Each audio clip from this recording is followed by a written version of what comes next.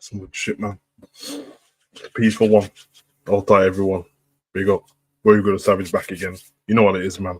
Name like Savage. Aftermath Talk, Euro 2024. Round of 16, the first couple of games, man. They're done. They're dusted for the we've got some more tomorrow and the day after. Tournament spicing up a little bit. And yeah, man. Listen, I got a StreamYard account, so I might as well use it. You know them way there. So here for a good time, not a long time. Just want to cover a few of the games. Kick back, relax, man. You know, like that, man. No pressure, no, just vibes, man. Just vibes, man. We're in a good space and that, bro. You know what I mean? Big up honesty. Hope you well, bro. But yeah, man. The games kicked off yesterday. The round of 16 games. Obviously, it kicked off with this particular game, but yeah, I mean, it wasn't the champions, and I don't even know why I've got this slide on what says halftime and that. But let's get to where they were in it. We got some couple of these looking like the finals and that, bro. It's crazy still. Even though the Germany game was the later game yesterday, they are the host of the tournament, so it's probably best to start there. Good game of football, man. Good game of football. Denmark versus Germany. Live from my stadium, blood, you know, like that dorm and then that. Thunder and Lightning tried to stop the game, bro. You know what I mean? Tried to recharge of Christian Eriksen and that, bro, on an Iron Man thing. Craziness. Probably the first, I think it's the first time, I said to my missus, actually, it's the first time I saw a football match being stopped for lightning. Obviously, I've seen it stopped for rain before, man, but I was confused at the beginning. Good game of football. Michael Oliver was the referee, and it was all English, all English officials. Terrible. I have to say it was terrible, man. There was some dubious claims in the game. A couple of things that seemed to have sided with the home nation. I'm not saying that because I wanted Denmark to win, but there was a few things that sided with the home nation. I understand Denmark disallowed goal because obviously, well, it was just automated offside, and you can't really get away with that. So, but yeah, Germany 2, Denmark 0, and yeah, the hosts are through to the round of 16. Obviously, we'll get to who they've got later on because that game just finished previously. But Germany looked decent, man. They didn't look like a Germany who was untouchable against Denmark. I think Denmark had big parts of the game, better parts in the game. In fact, I mean, I don't ever side with the opinion of anyone deserving to win a football match. That's not really my thing. I feel like if you win a football match, then you're the team that deserved it. I don't care how good you think somebody played. If someone sat back behind the ball, it's whoever wins. Unless there's some cheating going on, then of course you can say someone else deserved to win the game. But Denmark gave a good account of themselves. My missus was losing her damn mind when Denmark scored, and that obviously got chalked off as well. There was a goal chalked off for Germany too. It's funny because when the Germany goal got chalked off and I saw the replay, I was actually thinking that they made a mistake and the goal should have stood. That was because I thought that they were saying it was a push on the keeper, because I was going to say it was his own play between him and the keeper. But on reflection, I saw the actual replay and I was like, okay, then it was Kimmich doing the little shoulder block thing, which definitely should have got ruled off there. So that was fine. You know what I mean? I can't complain about that. Definitely should have been ruled out. Then we had like after half time, I think it was, because obviously they stopped the game around the 30-minute mark. And then they had like 20 minutes off, came back on.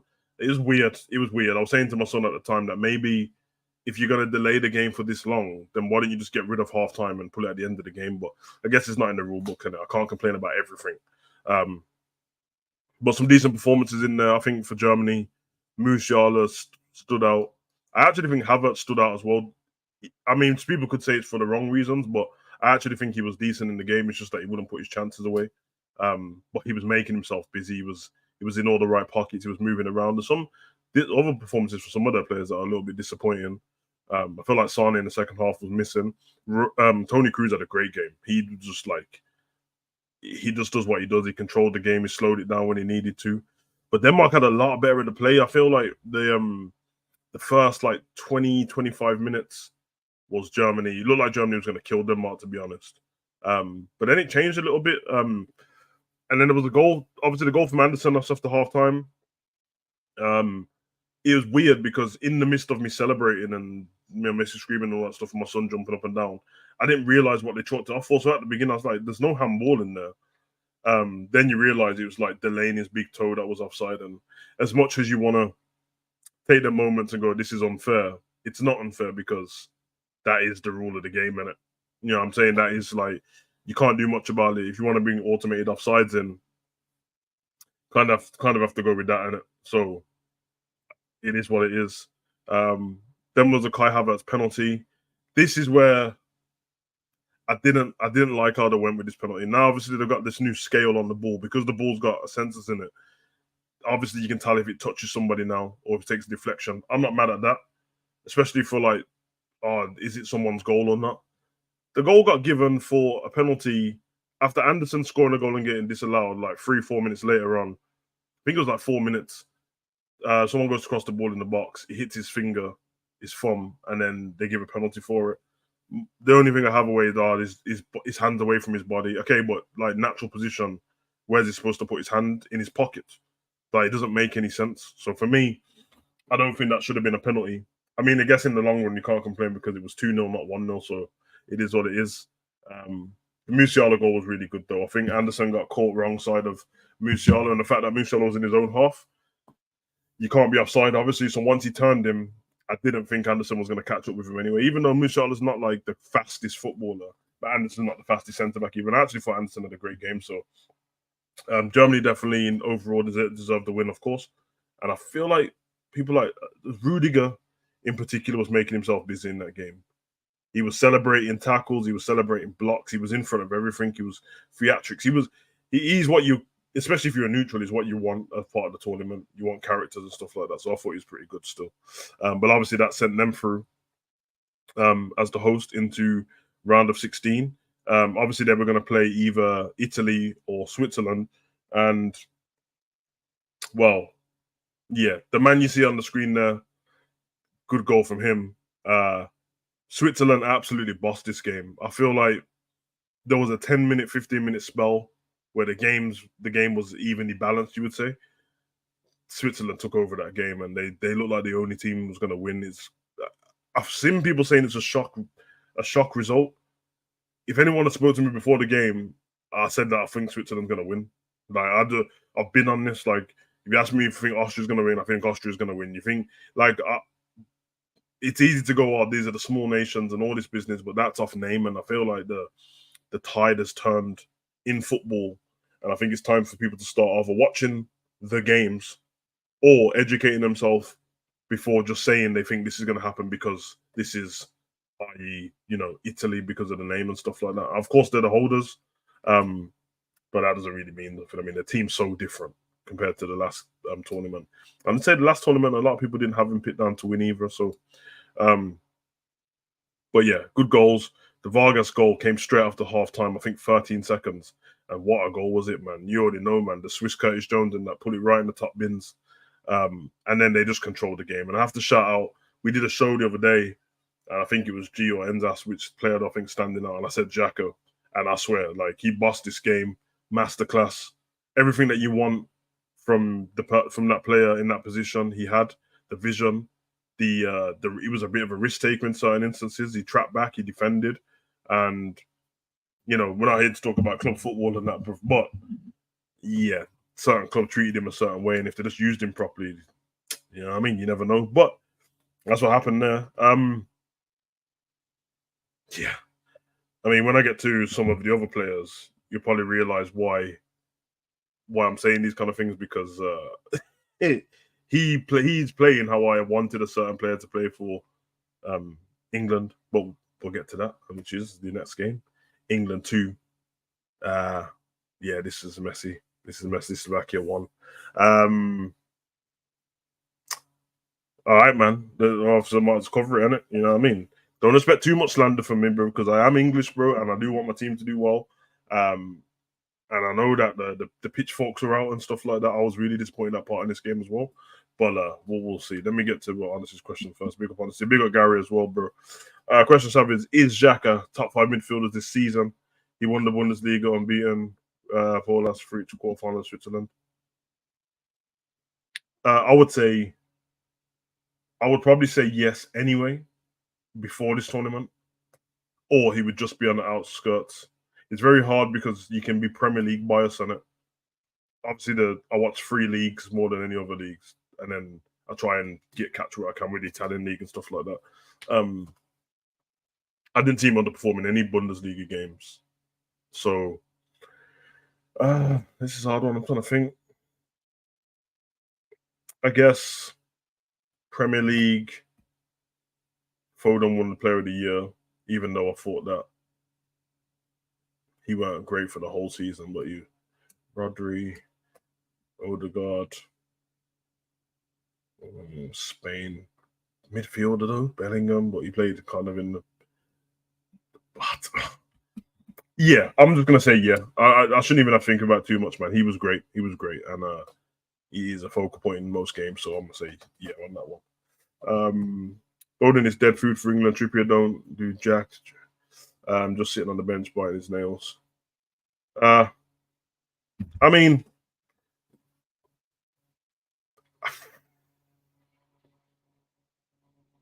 I'm probably going to come at this from another angle with England, because the people who are bursting blood vessels in their brain and stuff like that for these England games, meanwhile England's still winning and going through, kind of crazy to me. I don't expect tournament football to be played in a certain way, apart from the winning way, because you don't have many games that you're going to play anyway, and if I'm correct, I've done this a few times. So you have 3 games in your group. So that's usually basically you're setting up for 3 games minimum, and then after that, then you have round of 16, quarters, semis, and the final. So you play 7. If you win the tournament, you've played 7 games. 7 games is not a lot of games. But then you're also looking at what's sustainable. Now we've seen league teams be stinky for longer than 7 games, but still get victories and stuff. I feel like England currently are playing like Manchester United, and I'm not trying to take the piss. Like obviously, I don't like Man U, but I feel like the Manchester United of the last 2 seasons. And the reason I point that out is because obviously the Manchester United the last 2 seasons were stinky in the league, stinky in the Champions League in their group, but they won 2 trophies back-to-back seasons. Ten Hag, big up Alexander. So yeah, I don't like the football. I don't enjoy the football, but I am here for the moments. Listen, most people don't really like international football because it usually when you're watching the games, they don't mean much. So they created the Nations League to be more competitive, but then it just felt like a false league. And then every England game I watch, I say 90, actually no, nearly all the games apart from the World Cup and the Euros are games against teams that are, without even being disrespectful to them, their footballers are not even full-time footballers. They're all like PE teachers and stuff like that, or electrician in the day and play at night. So they're like San Marino and Malta and Macedonia and, those kind of teams with small populations. So you have less to choose from anyway. So for me, I don't really rate England's football ever. And that's a newer thing. Like, it's a more modern thing because I used to like football, international football massively. I say around like, I want to say after like 2012-ish. Well, 2014 was Brazil World Cup, actually. I like Brazil World Cup. I used to enjoy it. Yeah. Yeah, by the time he got up to like the thingy, I'm trying to think what World Cup. But by the time it got up to 2016, I kind of was done with that kind of football, if I'm honest, bro. It stunk. But I still feel like I kind of have to take some solace from the fact that I'm an England fan and they got through. They didn't get through in the best way. So I already come out watching the game from a different angle, different to everyone else. So when everyone's losing their mind, I'm actually chilling. When it looked like England was going to go out today, we'll get more into the analytics of the game. I was just like flipping hell, talk about prove people right. That's all I could think. Is like, this has gone how everyone thought it would go. And I was trying to be optimistic, going, yeah, a lot of the times when people look at something and think it's going to go a certain way, it does. But there's also a lot of times where it doesn't go that way. So you could take Liverpool, for example, i.e., I thought Liverpool was going to win the league or had a chance to win the league. And a lot of people were watching the Liverpool games going, yeah, you scored in the last minute, but this ain't sustainable. That's fair enough assessment from both sides. No one's right or wrong until Liverpool didn't win the league. So when I was saying it when we were winning games, I was right too. And again, Liverpool have 38 games, and there weren't 38 games of last minute winners and being stinky, whereas England have 7 games to go win the tournament. So I get where everyone comes through with, and I told you already, I love the smaller teams in that. Switzerland, Austria's the team I picked early to do great in this tournament. So I understand that everyone's going to do this. Oh, when you play this team, you're going to get cooked. And when you play this team, but also no one's right at the moment, because football doesn't work like that. It really doesn't work like that. Because if it did, I'm guessing most people weren't like me yesterday and thought that Italy were going to win. So it's one of those. It goes up and down, really. This particular game with Slovakia, I mean, big up to them, man. They did their thing on it, man. I thought they actually played decent football. Again, all these people telling me that Slovakia deserved to win. No, they didn't, because they didn't win. And we didn't cheat. We didn't get like a penalty from some dubious decision. There wasn't some offside. There wasn't 10 men or 9 men. It was 11 against 11. I think Slovakia played good football. For me, on the eye, they looked better than England the whole game, up until like extra time. But that's because they were chasing the game by that point. So Scranton scored in the 25th minute. I thought their goal was really good. They took it well. The build-up play was well. The first thing I thought on the build-up play, because I thought the guy took too long to pass the ball. So when he passed it, I was like, this guy's offside. He's offside in this moment. And I was almost certain of it, but then obviously it zoomed out and I saw that for some reason Kyle Walker was just standing way behind the rest of everybody else in the line. Kyle Walker didn't have none of the good England players really had a good game, but he really was bad. So they scored that. Great. It didn't go against the run of play when they scored. They were playing as the better team, so fair enough to them. England continued to stink up the game for the rest of it. It might have looked like England moved the ball a bit better than they have been, but that's only because Slovakia didn't sit back against England. So I still saw the same patterns of play. I think we made one change in this game from the start. So I think the first game we had, we started with Trent and Rice. The next game we started with Gallagher and Rice, and you know what we've been doing. And then this one we started with Kobe Mainu and Rice, and Mainu was decent. I mean, at one point my son messaged me and said Mainu's playing class, and I said he's not playing class, he's playing decent. But because everyone else is so bad, we're going to these instances of hyping up everyone's performance because of people playing bad, instead of still saying this person was good, but these lot were rubbish. So I thought that as well. But he has a first touch on him. He's a bit braver on the ball. He's not always looking to play the ball backwards. And yeah, he was trying to get people out of trouble. He was asking for the ball. Saka was struggling on the right-hand side a little bit. Couple of reasons, but one of the reasons was himself. He kept, like, when the ball would get played to him to take somebody on, he would quickly turn and cut back in. They were pressing him. But sometimes that's from Walker or Rice or Stone taking too long to pass him the ball. So he's already cut off the space. I thought the defense was defense is normally whatever in it. You know what I mean? Today there was under a bit of pressure, but whatever with them, whatever with Pickford, there's nothing. I don't have any problem with them, to be honest. Apart from Walker's pretty rubbish, and Trippier really doesn't get up and down for the overlaps. And I know a lot of people saying that Trippier had a terrible season. He didn't have a terrible season.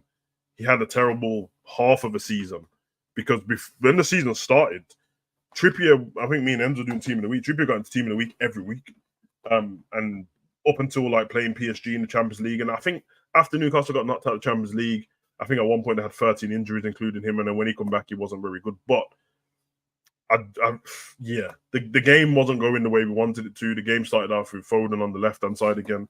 He's so ineffective on the left-hand side. It's ridiculous. There was a point when me and G, we did a draft, me, G, and Ends. And And I remember there was a debate on the show about Foden on the left-hand side over Gordon. But this wasn't for England. We weren't even talking about England, we were just talking about and I kept saying, like, he doesn't play on the left-hand side for Man City anymore.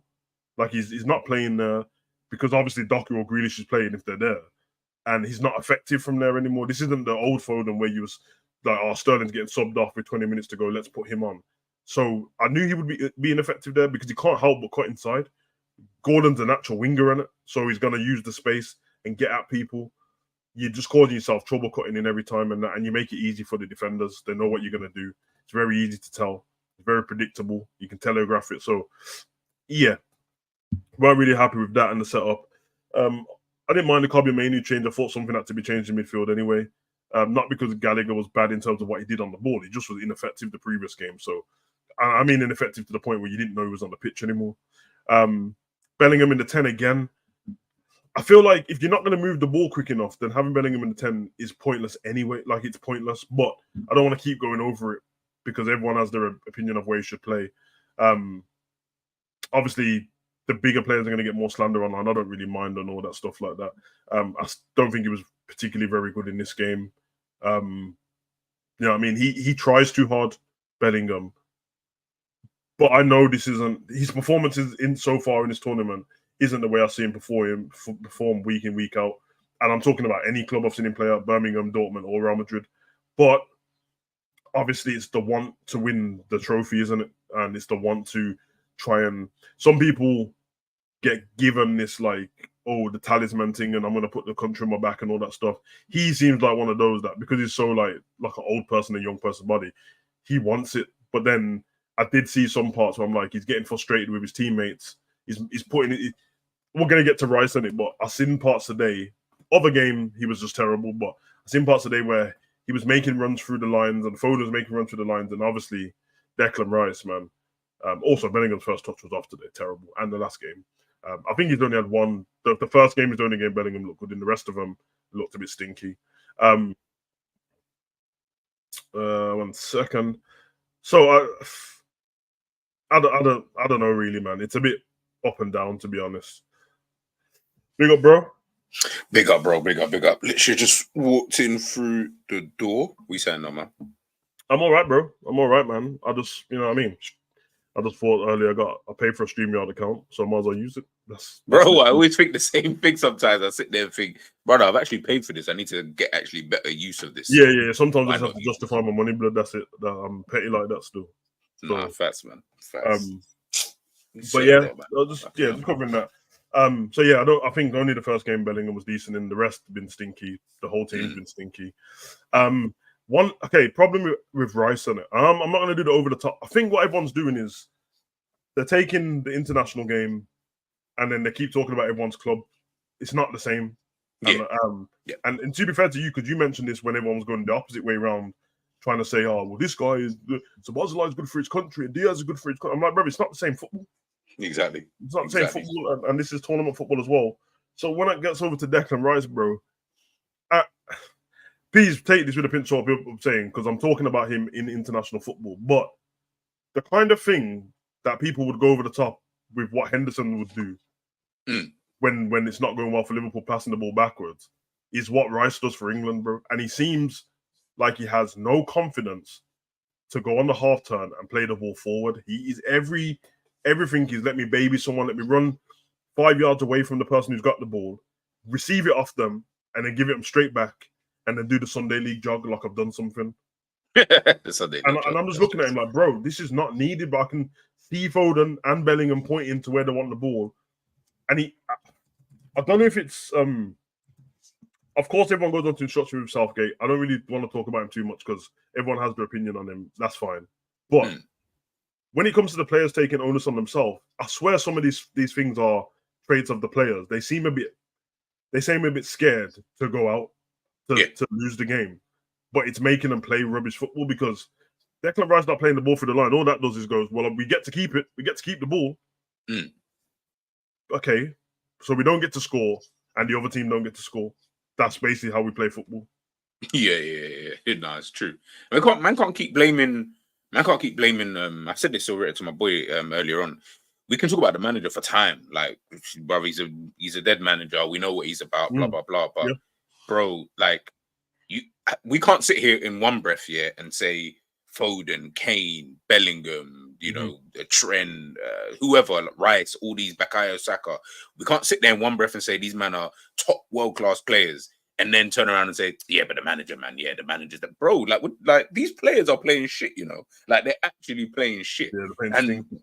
we can, like I said, man can cuss. You can do both sides. You can cuss the manager, yes, the tactics. And I was listening to you earlier on, like 10, 15 minutes ago. Yeah. And you mentioned about, like, just in terms of like the football in itself, like, all of that I 100% agree with. But there's no way that these guys, excuse me, there's no way that these guys can get away with the stinky performances that they're actually putting in, bro. Like, it's becoming too much now, to the point where, as you said, like, it sounded like you were trying to describe it, and I was hoping you was about to say what it is, because I want to know. Like, I just think England, in a general sense, as a country, as a nation, have always had this mental block.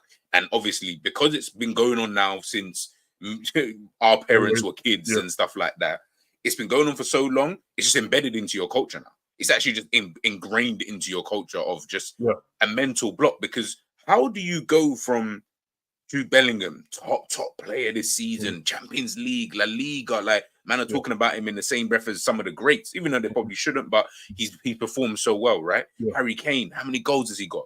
Phil Foden, PFA Player of the Year. Like, we're talking about all of these guys. Man, come to a tournament, bro. We got Slovakia, and I'm not trying to be disrespectful, by the way, to anybody who is Slovakian, but man's got Slovakia, Serbia, Denmark, bro. All of these teams are more or less playing better than you, and I'm sitting there thinking, but how though? Like, it can't just be a manager thing, though. It can't, like, listen. And I don't rate Southgate, but I can't just let him take the flak for everything, because that doesn't make sense. Because then when do players start taking a bit more responsibility for what they do? Yeah, did you get what I'm trying to say? Because we laud, you see my picture here is Yamal. What Yamal's doing isn't necessarily just down to what the coach is asking him to do, brother. That's some of his own ability. Nico Williams, same thing. Like, that's just, sometimes it's just your own ability of doing what you feel you need to be able to do in order to get the victory, bro. These players are not playing like to their best, man. So they've got to take flak as well, man. 100%. Yeah, they do, man. Because I think after the previous game, not Denmark, the game before, they had I watched the interview after the game. I think it was Kane, Southgate, and Walker. And to be fair to the interview, the lady, she was straight to the point. She weren't doing all that dilly-dallying business. She was like, yo, Kane, why are you playing so deep? Yo, why is the football like this? So I'm like, yo, you've got a chance to say this now. You're not all getting interviewed together. And they ask, is the manager asking you when you score a goal to drop deep? No. Oh, okay. Gets to Kane. Ask him the same question. No. So it's you. Yeah, and then they have Southgate, and he's like, well, no, of course not. I'm like, so this is you, man, bruv? Yeah. And I don't want to hear other fans' opinion on it, bruv. They told me, they said it. So when you, that's what you're gonna tell me, then I'm putting it on you, innit? Yeah, I'll put all the subs and all that on Southgate, and the tactics are dead anyway. But that's you, bro. And it feels like when the chips are down and they lose their head a little bit, they all just don't trust each other, bro. And that's the reason why the kind of players that are on the bench and you go bring them on, when they do come on, they look different to everyone else. Yeah, they're all new to this, bro. They're just like, bro, I just had a great season. I'm just playing football, bro. Yeah, I ain't trying to hear all this English pressure, bro. We're from the TikTok generation, bro. Like, when we care about the England squad, like to them, like Rooney 2004 is 20 years ago, so most of them ain't 20, so they don't. Yeah, that's mad. That's mad. That's actually because I know that, like, and I know loads of football fans do this anyway. They take like agendas and certain things from other football fans instead of actually thinking for themselves. So all everyone talks about is, well, this is why Lampard, Gerrard, and Scholes didn't work because the golden generation, blah blah blah. Bruv, I've been watching. Because they keep posting it on YouTube and that. I've been watching all the games back. Bruv, it ain't no Lampard, Gerrard, and Rooney didn't work and all this business. Bruv, we just got knocked down penalties like a couple of times, bruv. Like against good teams, bruv. Yeah, true. Like they made it sound like England couldn't play football at all. I'm like, that's not the truth, bruv. And the team, you'd argue that the teams were better as well, but that I digress on that. These lot, I was watching something with Declan Rice in the previous game. I was like, let me see if I can spot it. I don't want to look for problems, but let me see. And that thing I'm saying, when he comes 5 yards for the ball and gets it, he also when you're playing out from the back, you need any midfielder who's that deep. You need him to show for the ball and to give options. He hides behind the line of the attacker on the other team. So if the attacker's pressed in Pickford, he stands in line with him, behind him. Yeah, it's like he doesn't want the ball. He's like, ignore me, kick it somewhere else, bruv. And because then he can always use the excuse, oh, bro, you couldn't have passed it to me, I was marked. But I'm like, bro, what the reason why I'm calling this out is not because I have a problem with Declan Rice. You don't play like that for Arsenal at all. Yeah, it's true. It's like true. Arsenal, he wants the ball all the time, bro. He's like, there's a minute left and we're losing. Give me the ball. That's what he's on for Arsenal, bro. But it's crazy that it's like that, man. Saka, it's just before you go on to Saka, yeah. You know, one thing I'm noticing about Declan Rice, and to be fair, I've always noticed it, but I just noticed it more in this tournament. Why does he? You see, when he's got the ball, and he's trying to like look for someone to pass to. Yeah, he always, and this is what man who do this in Sunday League football, where they vex me as well. He always throws his hands up in the air whilst he's doing it. Always.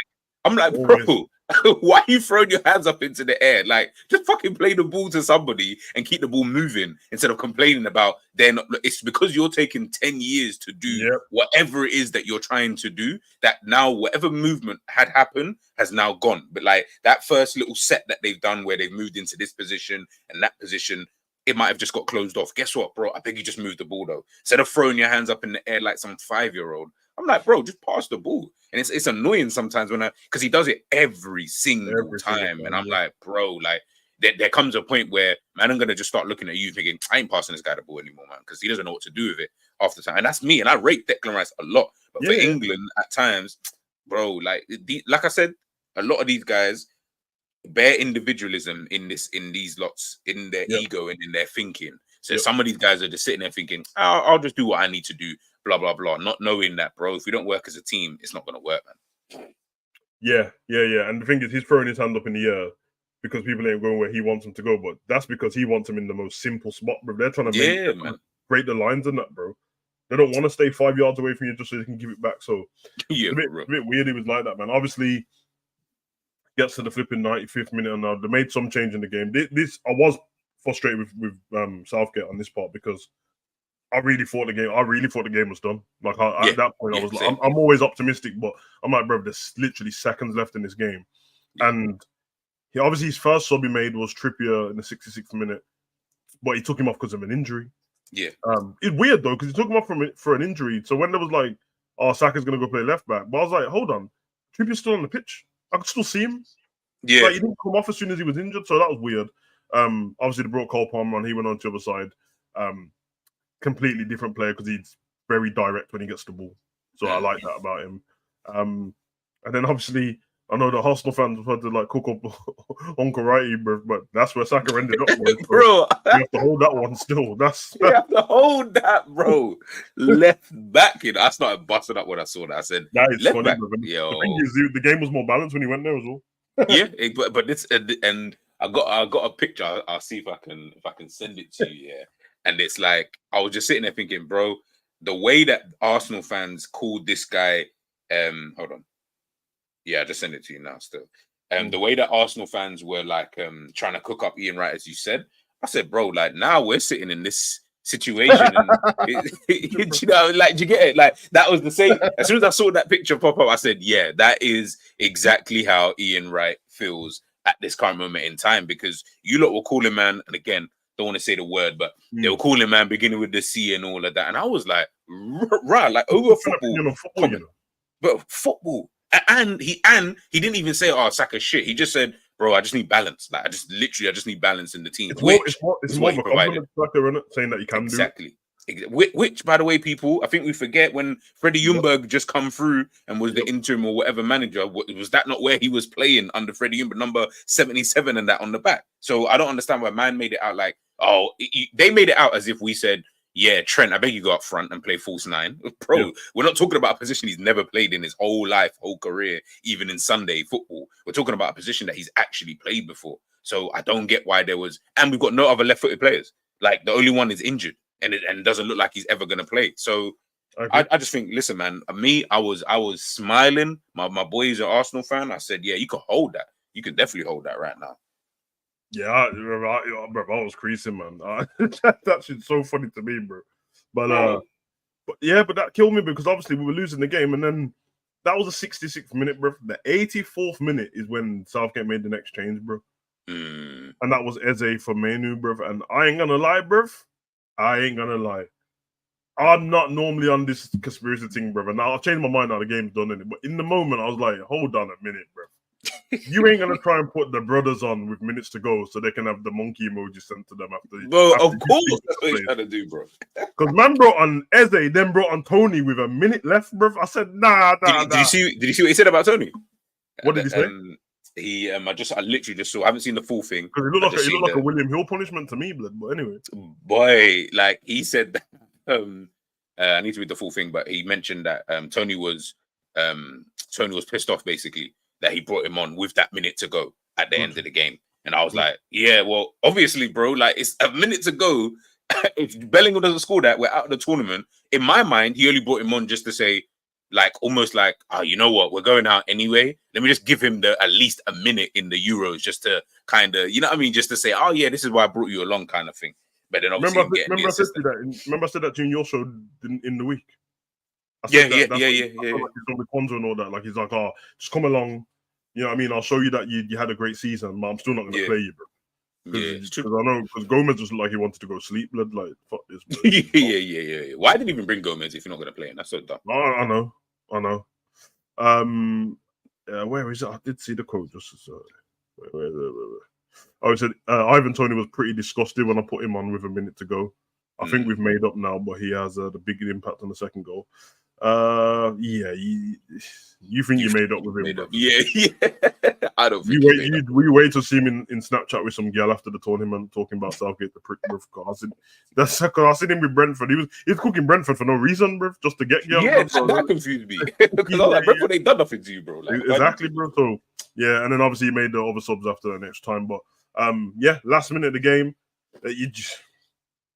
listen, man. I'm an England fan in it, so in this moment is like scripted football, bro. That Bellingham scores an overhead kick in that second of the game. It's not the fact that it's just overhead kick; it's how long's left of the game, bro. Yeah, like we're going home. It's disgusting. It's over and done with, bro. So he does that. We go to extra time, and then we kick off, and then Harry Kane scores a header very quick in the game, and that, bro. And yeah, we sting up the place and take a 2-1, and I think we go on to play Switzerland next, bro. Which Switzerland. It's easy to do because Switzerland have been cold. It's easy to go Switzerland gonna cook England because they've been cold, but because football doesn't always work like that, there's two options to this. It either does go like that and they batter us, or England just stink the place up again and it ends up on penalties or something. I wouldn't put it past them. Yeah, listen, right now that England have got some type of juju going on with their team, whatever that is, but it just seems like I've just and obviously tournament football is so much more trickier because it's not that many games as you mentioned about like with like the Liverpool stuff and all of that, and obviously remember Liverpool, you got a whole 9 months of football, so that's a long time. Like man can go in and out of form, bare things can happen in a season, right? Tournament football, it's like if you keep winning, or if you keep winning the way that England are playing the way that you do, I feel like Gareth Southgate might just look at it and think, why am I even going to change? This is clearly working. Like, why would you change from something that you don't know is going to work out for you? When I know if I just we keep stinking it up, but when you've got quality players, and this is where the quality players come into play, Jude Bellingham, Harry Kane, and them, man. When you've got these man who, even when we probably should have gone out, and it took a last minute goal, that's what they can produce. So I agree with you in a sense of like, listen, look, if I had to really pick, I'd probably pick Switzerland to win. But would it surprise me if England win the game? No, it probably wouldn't. And I can guarantee they will definitely stink up the place, but not even go penalties. Bro, I guarantee England probably win like 2-0. Probably just a clean sheet, and you just sit there and think, where did that even come from? It's like, bro, it's just one of them kind of games. Typical. Yeah, because listen, at this moment for England, they're in the round 16. There's 3 games left for England. Yeah. 4. Wait. Oh, yeah, quarterfinals, semi-final, final. 3 games. Yeah, 3 games, yeah. And I kind of think that's what he does anyway, Southgate. I think once he gets... Because always judge him on his interviews and when he says, there's more to come, but he never really alludes to what is missing. I'm like, bro, this guy is just going to play defensive and listen, individually, like, like Walker in particular has been stinky. Stinky. But yeah, stinky. the defense as a whole, they've hardly conceded much anyway, and hardly conceded too many shots and that. So for them, it's like, we can do this, and if the individuals do their jobs, we'll win the games anyway. But as you said, it's like watching the Real Madrid that I watched towards the end of the Champions League ain't the same Real Madrid I've been watching all season. But Ancelotti knows that he's got ballers on the pitch that if there's a chance to score, so we'll just play how we want and let Rudiger fly kick everyone and Carvajal fly kick everyone. That's fine. They work sometimes. So again, if the tournament, when it's all said and done, basically England players are fighting for your trophy and to not get slandered by the press. Yeah. And either way, that's the. If you play like this, man are gonna talk. So you either go win the tournament or you don't, bro. But let's be honest, bro. It's not. England ain't won a trophy since '66, bro. So as I said before, it's all false pressure and false arrogance anyway, bro. Based off nothing, bro. Like it's just based off the fact that the arrogance of everyone thinking the Prem is the best league in the world. That's all it is. Yeah. Everything else is it's kind of up in the air because Kane and Bellingham don't even play in the Prem, bro. So yeah, and this is what I was saying to big up Scraps. I don't know if he's in the thing, but I was saying that to him literally just there on Twitter, and I was like, bro, like we talk about the Prem being the best league, and I'm sure me, Savage, and Enz have spoken about this before on the stream. Yeah, we did the show about literally. So for me, I'm like, bro, we're talking about this being, bro. Bearing in mind, like I just said, my mum wasn't even alive when England last won a tournament, an international tournament. So that kind of tells you everything you need to know when you're talking about England as a nation. So when you've got all of these other nations who have now surpassed you in some way, heck, Uruguay have even got World Cups. Like, do you know what I mean? So when we're talking about all of these other kind of things, all these other teams, Greece have won a European championship in the time that I've been alive. Like, do you know how embarrassing that must be for England? So Savage is kind of big up Scraps. Savage is right what he's saying though, because where does this gas even come from? Like, why do we just think that we're just one of the best nations? I fully don't even understand it. One shit, bro. It's what you said, though. It's embedded in them, bro. So I don't even blame these players. Like that's yeah, it's true. You grow up hearing so, bro. Let's be honest, man. This happens with. I don't want to diss my country too much, bro. But this happens with like history and that as well. Like it's an English thing altogether, bro. Yeah. Like true. when the before games and will you please? Would everyone please stand up for this national anthem and that England fans boo everyone else's national anthem? For what reason? For what reason? Yeah, I still don't know. That's what I'm saying. Everyone. You see all the people getting filmed having a great time in Germany or when it's in a different country, and every time you see England fans, you do see some of them having a good time, but there's always someone kicking someone's head in, bruv. It's just a I don't know, man, but the culture thing. It's embedded in players, and they keep living off, we should have done this, man. Like even when they say, we should have won the tournament back in 2004, we should have won the World Cup in 2006. I'm like, should have is strong, could have is very big possibility. We played really good football in some instances. Sometimes we're unlucky, losing on penalties and that. But like, if you look at the teams that won the tournaments, bro, apart from the one with Greece when Greece won, bro, what do you mean you should have won it? France won it, Brazil won it, Germany won it. You sure you're better than them teams? You weren't? yeah. Sometimes you have to actually go back into the archives and start remembering. Like you do remember that like these teams were actually sick teams. Like exactly, they weren't bro, shit. Exactly, bro. Like I think the one time I thought England was going to win the World Cup was 2002, and then we played Brazil, and then Owen scored early, and I was like, well, if you can beat Brazil, we're definitely going to win this tournament. And then they beat us. So that was when I was 12. Literally. It's one of them ones, man. But yeah, man. Don't get me wrong. If you're a football player and you play for England and you win whatever for your team, and I'm not one of these people that think that the players shouldn't have some kind of arrogance in their own ability. You should, because you have to trust yourself in that. But as a nation and that, bro, I feel like, although I will say this, we're in the England bubble as well, man. So that's more arrogance as well, because we always make it feel like the players are moaning, depressed, blah blah blah. And I'm like, I mean, the fact that we keep doing videos and everyone keep talking about Van Dijk and all that business. I mean, well, doesn't that show that there's pressure from every nation for their players, apart from the smaller nations, that they're so not likely to do anything that their people just get behind them? Like because my missus was saying to me when England was when the first game happened and then the pundits were kicking off, and the missus was like, "Yo." She's sending me videos from Denmark and that, and she's like, "Yo, everyone's like, you drew with England and that, but everyone's gassed, like they're jumping up and down and all this stuff." I said, I get it. That's how football should be. You should just be able to enjoy it. But this is how it is, man. Yeah, this is how it is, man. So can't have it both ways. Yeah, and that's always going to be. Listen, as you said, I think it's just more. It's almost like a false prophet, like do you know what I mean? Look, with England, so listen, we're gonna always be in this kind of state because we believe that the Premier League is this like is levels above. And you know what? I'm not even going to argue with anyone who thinks the Premier League is the best league, because if you do, that's actually fine, and I can understand why. But I don't believe that there's this like Messi, Ronaldo type gap between the Premier League and like the next set of people. You're just like, well, hold on a minute.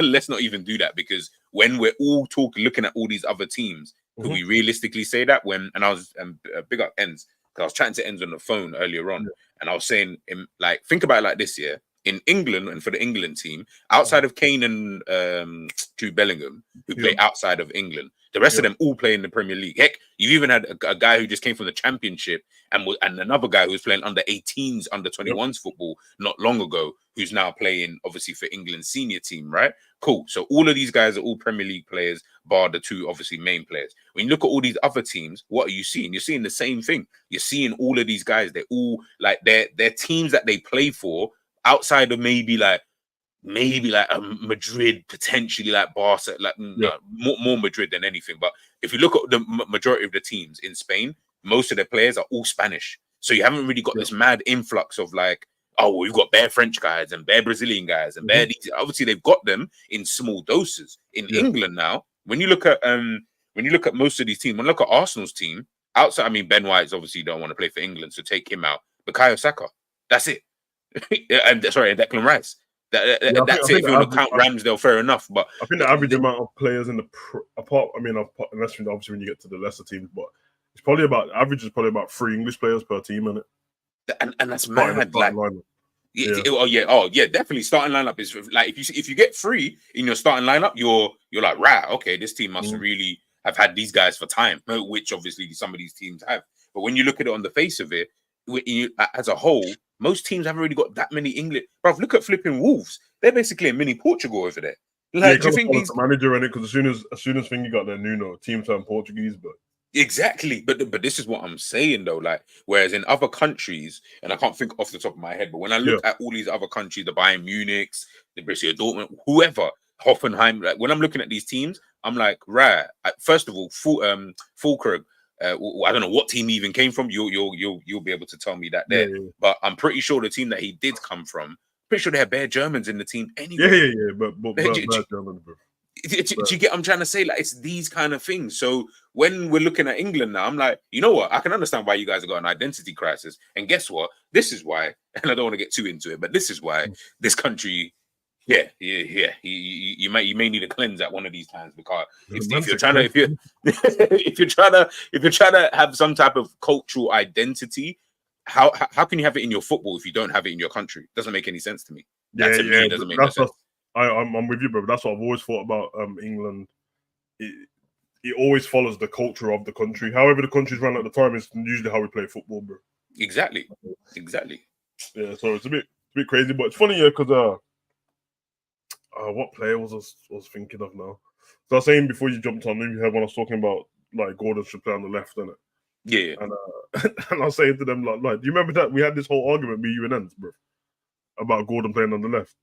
Oh yes. I was creasing because I'm like, this tournament started. I was like, this is why me and G were telling Enz that Gordon should play on the left over Foden, bro. Enz, you're lucky hiding tonight. You know, you're lucky. Yeah, you're just obvious to me, bro. I was creasing, man. That was joke still. Come on, man. Spain 4, Georgia 1. The tournament's over for Georgia. Big them up still because they And anyone who had ideas about I wonder if Kravitz fell off and that, bro. Clearly not. Clearly not, bro. This geezer just dribbles how he wants, bro. He just does what he wants, bro. But enjoyable game, man. Obviously, once the goal started flowing in, it could become. Then I just have to enjoy what Spain's doing, because I liked it when it was a bit more competition in it. But they gave it a go. They gave it a go, Georgia. Obviously, their goal was in the result of an own goal, but it would have been put in anyway, so that's fine. Yeah. And then we had the strike from Rodri outside the box, pinpoint strike, man. It feels like that goal feels like a trademark Rodri goal, though. Yeah, It is. I told you, outside the box, it's just becoming Same normal spot. for Rodri now. Same Yeah. spot all the time, bro. Left foot, and he's not left-footed. That's the maddest. Yeah. So, and then we had a goal from Fabian Ruiz, I think. And Good header. Yeah. Good header. And then Nico Williams. I've seen this twice now. I was saying earlier, like Anderson got caught in his own half as well, and spun by Musiala, and then this guy got spun by thingy Nico Williams as well. I'm like, man, them just what are you man doing, bro? Yeah. You don't like 5 yards, bro. I don't know why you think you're not gonna catch Williams, bro. Yeah, nah, you're not catching it. Not catching it. And then just to finish it off, Olmo with his goal with the first touch was ridiculous, bro. Man sent man packing with the first touch, boy. Listen, I know that's Enz's guy right there, man. Like he's listen, I you know what's mad? I didn't rate Olmo like that. Like you know, one of them plays you're just like, yeah, he's okay. Like I'd probably sign someone else, but you know what?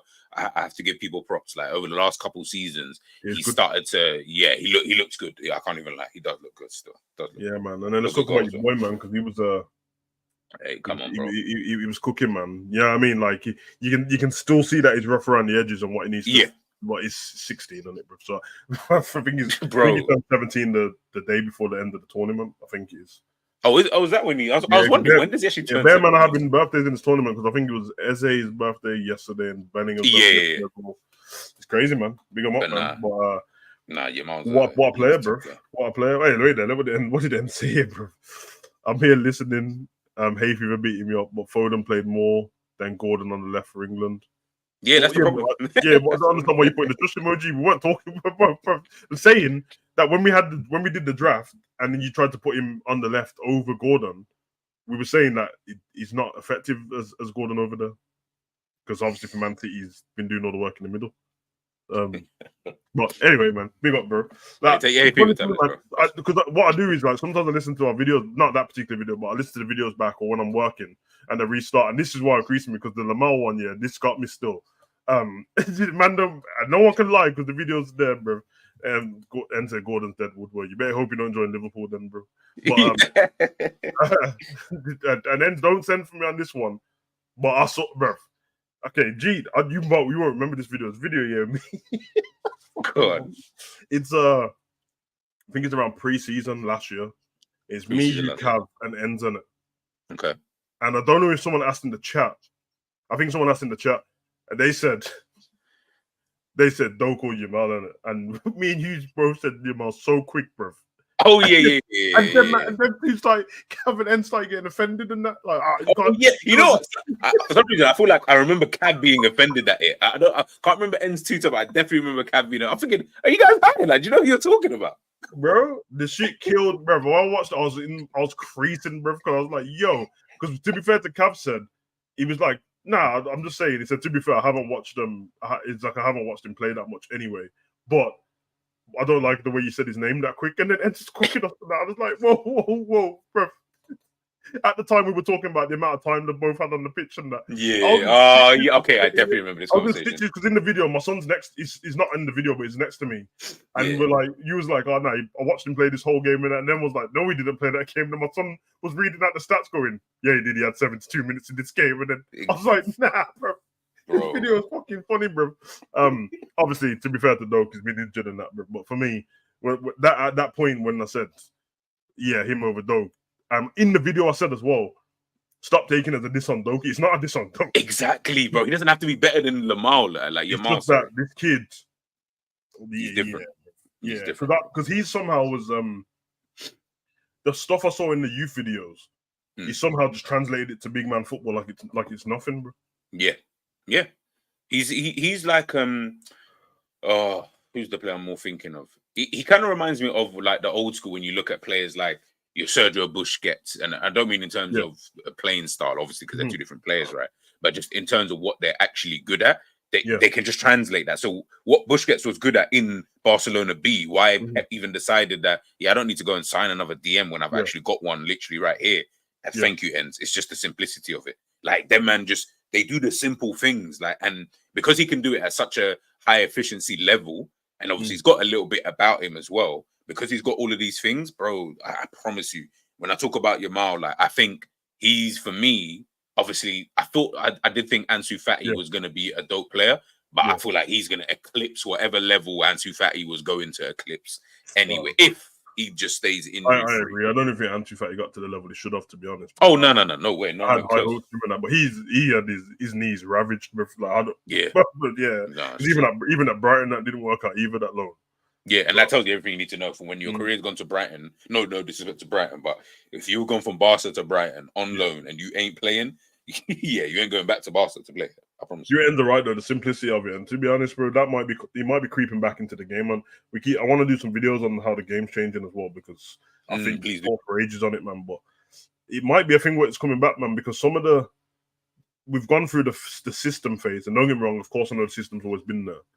But everything's relied on the system over the outstanding talent of a player or the instincts of a player. And they feel like they're so robotic to the point where when the system ain't working or some other managers figured out the system, they don't even know what to do with their own talent anymore. That's what England feels like. And that's what Liverpool felt like when we played against Atalanta, bro. Felt like this man's worked out what Klopp's going to do with these lot so quick that now the individuals don't even know what to do. They just look worried every time they got the ball, and I don't want it. Give it to somebody else. And the fact that, the way Lamar plays, he's really good. But everything he does, it's not doing over the top step overs and flicks and all that. No. And I was thinking the reason why that word stuck out, simplicity, because I was thinking the same thing. Obviously, Hendricks and next kid coming through. Yeah. But he's like, this one, people don't watch him and just know, the Brazilian dude and that. I know they've already got this Neymar thing in the head. He doesn't even play like a Brazilian, bro. So he doesn't. He actually doesn't. It's very simple. He actually plays more like, remember the old Fred he used to play for Brazil? Yes. The striker with the curly hair. Yeah. He plays more like him, bro. Yeah. So it's a basic kind of, but they make basic efficient. Like I'm efficient at doing the basic. Like it's that type of stuff. It's interesting still, man. Big win for Spain still. Who they got next one? Germany. Oh, fucking hell. Yeah. That worked out beautiful, man. Look at it, man. Oh, bro. You saying, man, Musiala and Lamar and that, bro. That's my problem, is that, like, Spain are my team. Like, that's the team I wanted to win the Euro. Musiala's your guy, don't win it. Musiala's my guy, bro. Like, but if I had to pick a team, I would want Spain to go out. And to be honest, it would just be funny seeing Germany lose at home in their own country. Like, how that would even look. It's interesting on Musiala, bro, because, like, obviously it's towards the end of his contract and he still ain't picked the team he's going to go to. But it doesn't seem like he's going to stay where he is. I'm almost thinking that, normally people go, it's the money and all this stuff. I think he might actually be thinking about his actual football, bro. Like, you don't want to, this is the kind of player that I can't have him go to a team where he has to change his game completely. It won't work. Yeah. And I don't think he can play like that, bro. He has to have the freedom to do what he wants. Because it's not like he does stuff and then doesn't defend or doesn't tackle. He does everything. He does everything, bro. I can't lie, bro. If there was a world where Liverpool said, bro, we're just going to spend the big money. Because you see, the reason why I say someone like Musiala over, like, say, like, and listen, I think Yamal, listen, he's one of my favorite players, the youngsters. But you see Musiala, that brother can do so many different things in any position. I've seen the guy play DM, centre mid, left wing, up front, right wing. Like, the guy can play all of these positions. So good. And you're actually getting, like, if you signed him, even though, yes, I know he's young, but he falls into that Bellingham bracket where you're like, remember, I'm signing a young player, but he's basically like, he plays like a top, old, experienced professional, like a guy who's been playing football for time kind of thing. And that's what you get with Jude Bellingham, is when the way he plays is that kind of a mad experience of what I've been doing. I've been doing this for like 25 years at the top level, Musiala's the same thing, bro. Like, I promise you, if Liverpool were ever to turn around and just say, we can just spend whatever the money is, and I think you're right. I think at the end, I think what happens with Germany will determine what he does. If Germany go and win it, I think he stays. If they don't win it, I feel like he will just bounce. Like, because if he wins it, I feel like it'll be easier to keep him there, because it would just be like, remember, he's German and all of that, and I just think it'll be easier. If they don't win it, I can see him saying, maybe I just want something different now. Do you know what I mean? I need to advance my football. I agree. I feel like with all the young talent that's around, actually, I'd say all the young talent, the young talent that's around at a high level. I'm not one of them Liverpool. It was your video over there actually, but I'm not one of them Liverpool fans who like, I need all these players, like because I think that people do it with the transfer window, and I'm like, bro, you lot can't have all the players you're asking for because there'll be no space in the team. I don't know where you got that from. But I do feel like when you pick out, if I'm being conservative, I say you do without the injuries, but you had the Gavi and Pedro thing. Yeah. You have Musiala, you have Bellingham, Elise. There's a few more in there. I'm probably missing some out. I guess Foden at Man City. I feel like when you see that kind of talent and they're all around the same age, I feel like Liverpool have to have the piece of a pie, bruv, somewhere. Like, we don't. So if Barca, you've got those two, but they're your guys anyway, safe. Okay, Bellingham's at Madrid, and they're gonna get Endrick as well, and they've already got Rodrigo and all that safe, and Arda and all these guys. All right, cool. Fucking hell, yeah, you might have got that. And Bayern's got Musiala, and no point even mentioning Dortmund. They'll just get snatched off us, bro. But you know I'm going. So then looking at all the big teams, and I mean, to be fair to Chelsea, rough talking about them at the moment, but they do have loads of young talent as well. Bro, people don't sleep on Chelsea. I keep telling people. Exactly. And bear in mind, I'm not saying about. I'm not. When everyone, because I know what people do with Liverpool's youth stuff, but I don't know. I like Liverpool's players and that. I'm talking about the next level, bro. Yeah, I feel like we should have one of them, bro. I just feel like there's no way you can watch these things happen because I get really worried. I can't lie, bro. I look at all like Manu and all that, and I'm all like, everyone thinks that Manu's further away than they are. You can't just look at what you see on the pitch and think, oh, they're that far away, bro. Trust me, it changes so quick, bro. Yeah, fact. So for me, I'm like, they're too big. They're too big for it to be. They're too big. They got too much money. They've still got the pull of being Manchester United, and they could shock you out of nowhere, bro. Like, I'm looking at Eze now, and I wanted him anyway, bro. But I'm like, so someone's gonna let him go to Man U or something, bro? yeah, for real. Because that stinks for Liverpool, bro. Or he's gonna go to Spurs. And Spurs, so then Spurs get another youngster, and we don't have it. I see that entered Elliot, bro. This is my point, bro. I love Elliot, bro, but we're talking about the top level, the top level, like, it's ridiculous, man. So I didn't realize it was your comment. Said hashtag one Nunes. No, you know, because I saw you saying to the chat, bro. No, I just see you say hashtag Nunes. I'm only playing, but you know, you just said something there, which.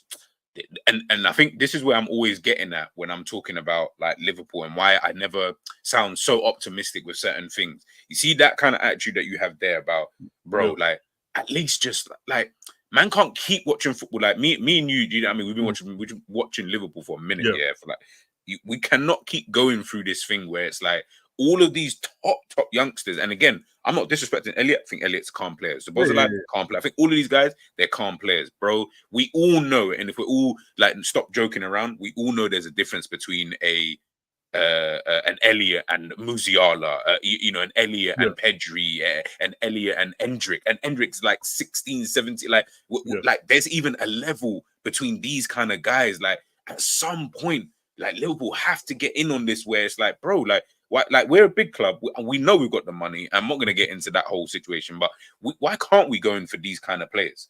Like why? Like and you know what ends? It's so funny that you even mentioned that.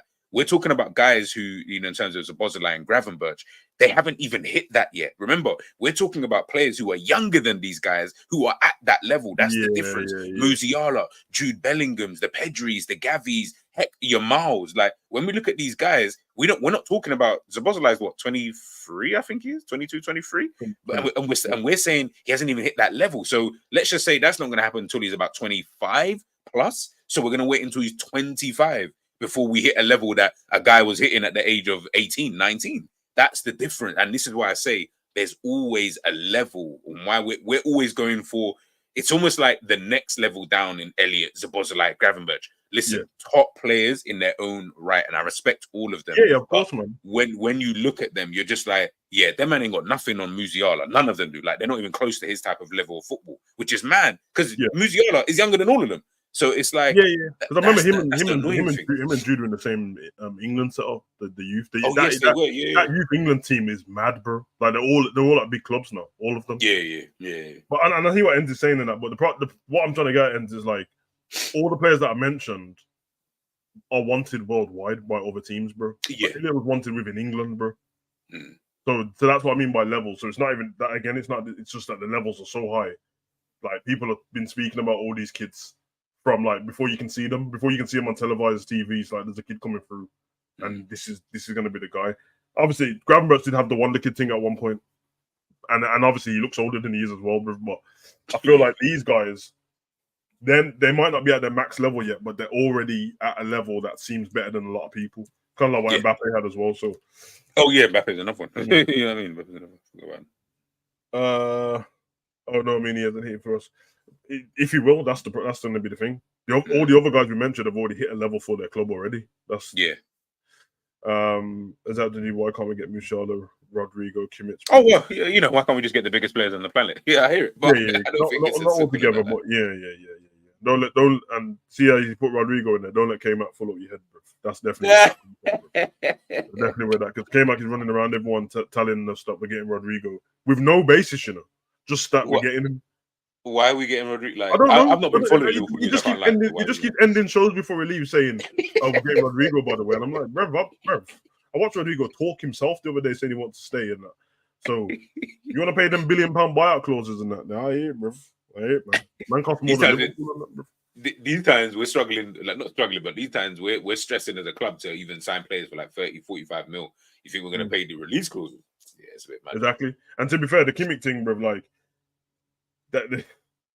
We're not, even if you can get Kimmich now, but it's not the same.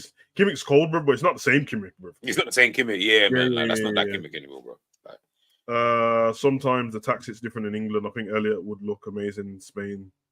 Yeah, he probably would. It's a fair assessment. But the thing is, he weren't wanted there in the first place. So like that's a true statement. But the other guys, I mean, unless the ones who were already like come from the Barcelona academy, that's completely different.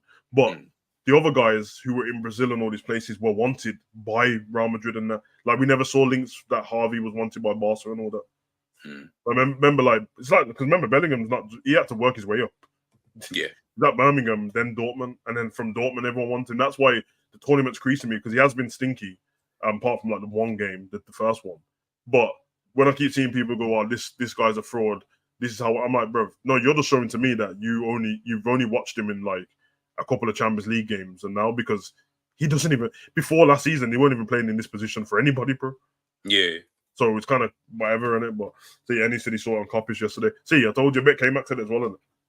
Oh, what did you see on copies? What did you see on copies? The Rodrigo thing about him going to Liverpool, but I bet K-Mac said it on copies because it's the calling show. He's on tour, bro. He's on tour just saying stuff, bro. I don't get it, guys. Like, since when are we like? As in, I'm not even. You know what? I'm not even gonna cloud that all with negativity. If you think we're getting him, then we're getting him. Yeah, I'll just leave that one there. Yeah. Who does he keep calling He keeps running around calling someone a bagsman, bro, and I'm trying to stop. Oh no, who was it the other day? Gotta stop it. I told him to his face. It was Gakpo. Yeah, it was. Was it on your show? En's show? Yeah. It might have been on En's actually. Man keeps running around saying he's a 1 and 2 is a bagsman, and I'm like, bro, listen. Yeah, I know you're not man them like that, bro. That's not what bagsman means. That's what they were calling man a gunman and that, bro, and then like. Fire blanks a lot of the times, but he ain't a good. He ain't no bagsman, bro. That's bagsman, like Holland. Yeah, literally. Yeah. Let's see. And he said it was on the calling show. I need to start listening. Big up them, man. I need to start. Didn't Elliot say he turned down Madrid because of what Ramos did? But Elliot's there, bro. Elliot was out here trolling Harry Kane is what he was doing, bro. That's why he can't get the England squad, bro. You know that when I remember, and big up and because I remember that being said. I remember sitting there thinking, you really said you wasn't going to go Real Madrid because of what Sergio Ramos did to Mo Salah in the cup final. You really turned down the biggest club in the world. Listen, I love Harvey, bro, but I know what Real Madrid would have done to him, bro. He would have been playing for Real Zaragoza, bro, in Syria. Yeah, literally. Bro, he would have been missing, bro, Oviedo and them, man, bro.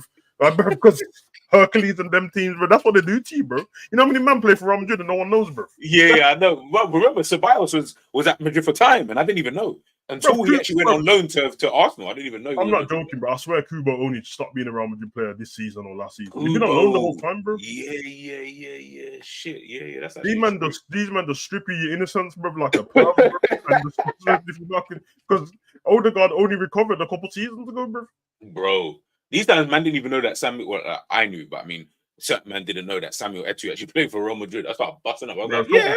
All I'm asking, man. Somebody told me Fabinho's best game for Real Madrid, blood. Yeah, bro, real talk. But yeah, didn't he have hair? Didn't he have hair back them times? Yeah, they got. Yeah, he had hair them times, bro. Yeah. Yeah, man. That's how it works, man. Man said Harvey would have been playing for Getafe, and that what with Murder Mason, that blood. Yeah.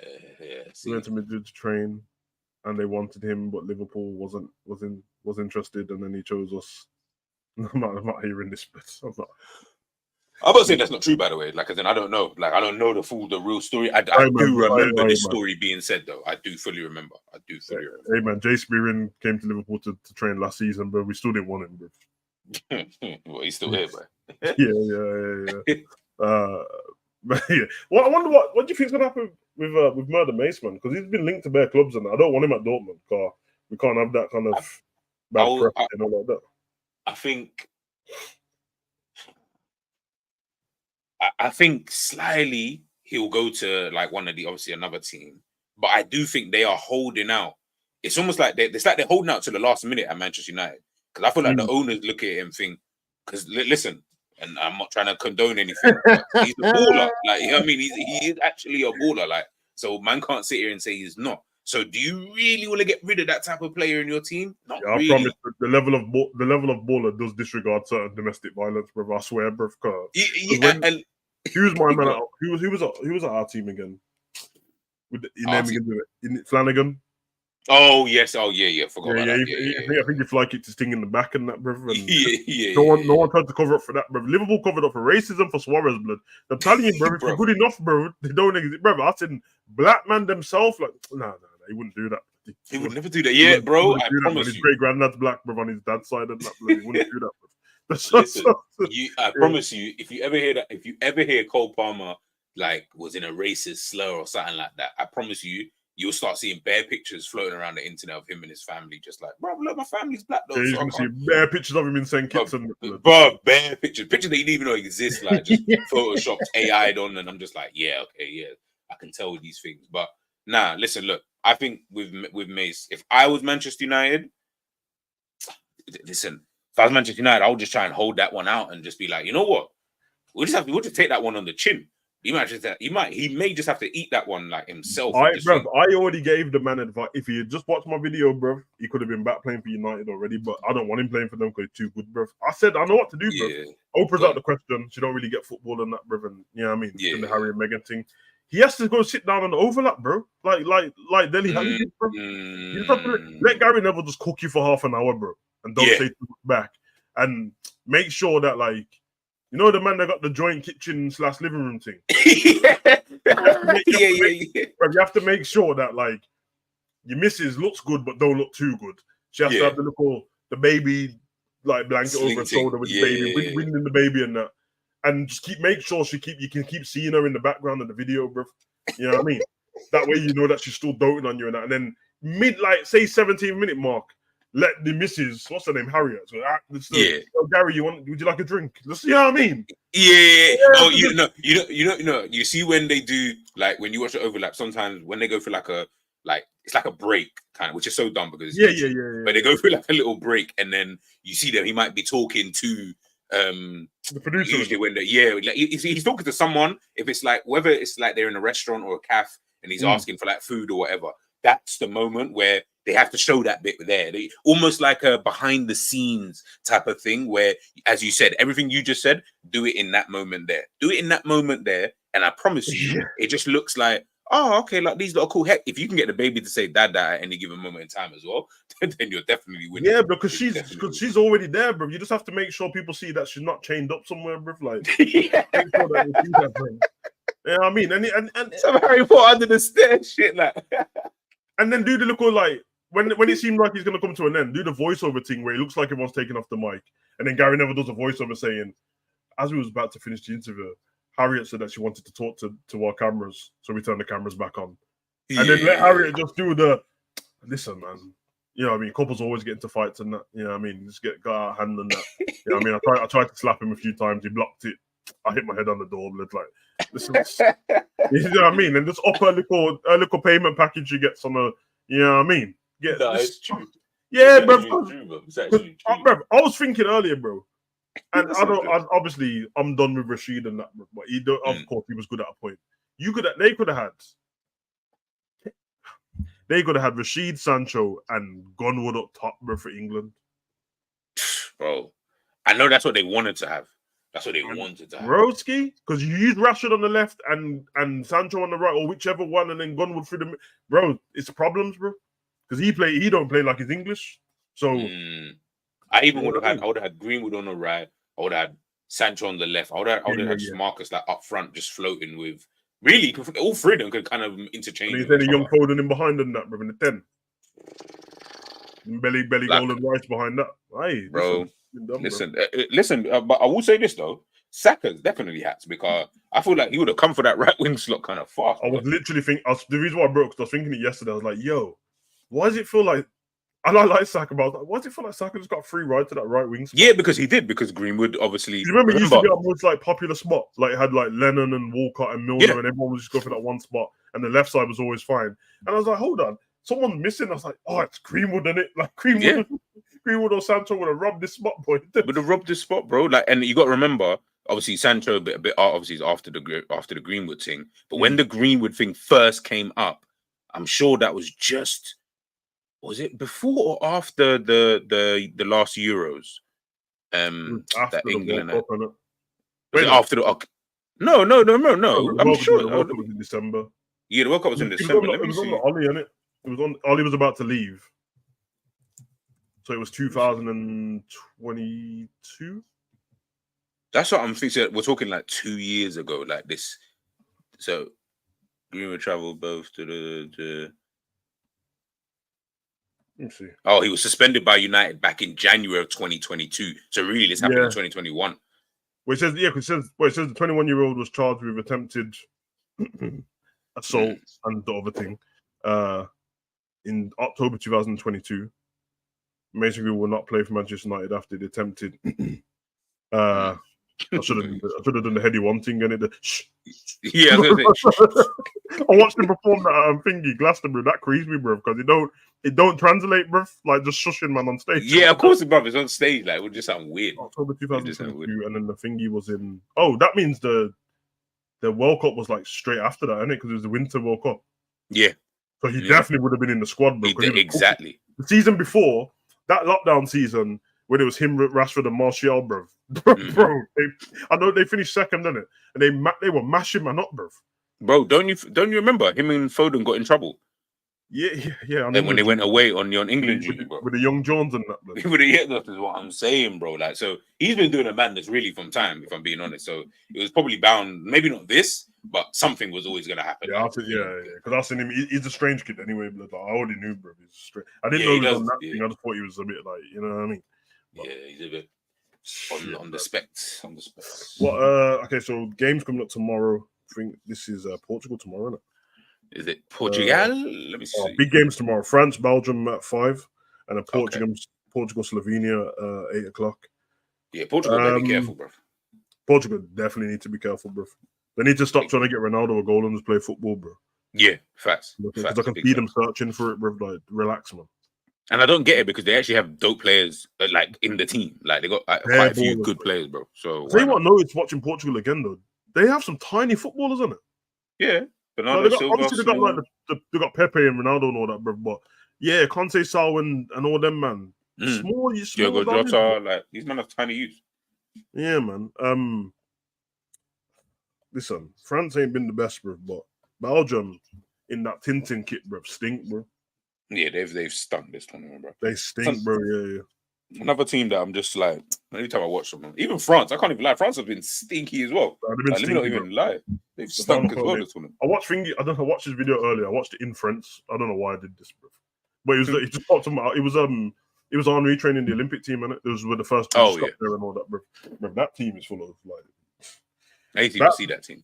That team just looks like it's the Fabrizio transfer list, bro. Thuram and Kone and all them man in there, bro. It's just, yo. Elise is there. That there's no way that's a whole Olympic team, and then France have the bench and then their first team as well. That's crazy. This is where you start thinking like, bruv, like France are actually stacked like when it comes to their teams, like so much so that you can have an Olympic team and still have let's say 25-man squad that I'm looking at right here that they've got for this thing. And I'm looking at some of these players and I'm just like, brother, man, seeing, as you said, obviously got the Elises, you've got Lukiba. Oh, it's like, he must be one of the older. Yeah, look at that Lenny Yoro, so people get to see him. Manu Kone, Turam, Warren Zaire, Emery as well. Bradley Barcola, Lacazette, Mateta, Elise, Matisse Tell. Yo, this is actually a good It's team, crazy. And I've seen Henry in training, bro, man. Because I don't know if it's because of the Olympics, man. They all look like they're having fun, boy. That's problem for everyone. Yeah, fast. Because they won't be doing all this rigid England thing, bro. They'll just play with bare expression, that team, bro. So yeah, man. I don't know, man. If you get knocked out the Euros, bro, you might be screwing about the Olympics, bro. I was trying to figure out the other day, but I couldn't check, bro. Like, I don't know if you could register for both. Because obviously, technically, the Olympics is going to start after, innit?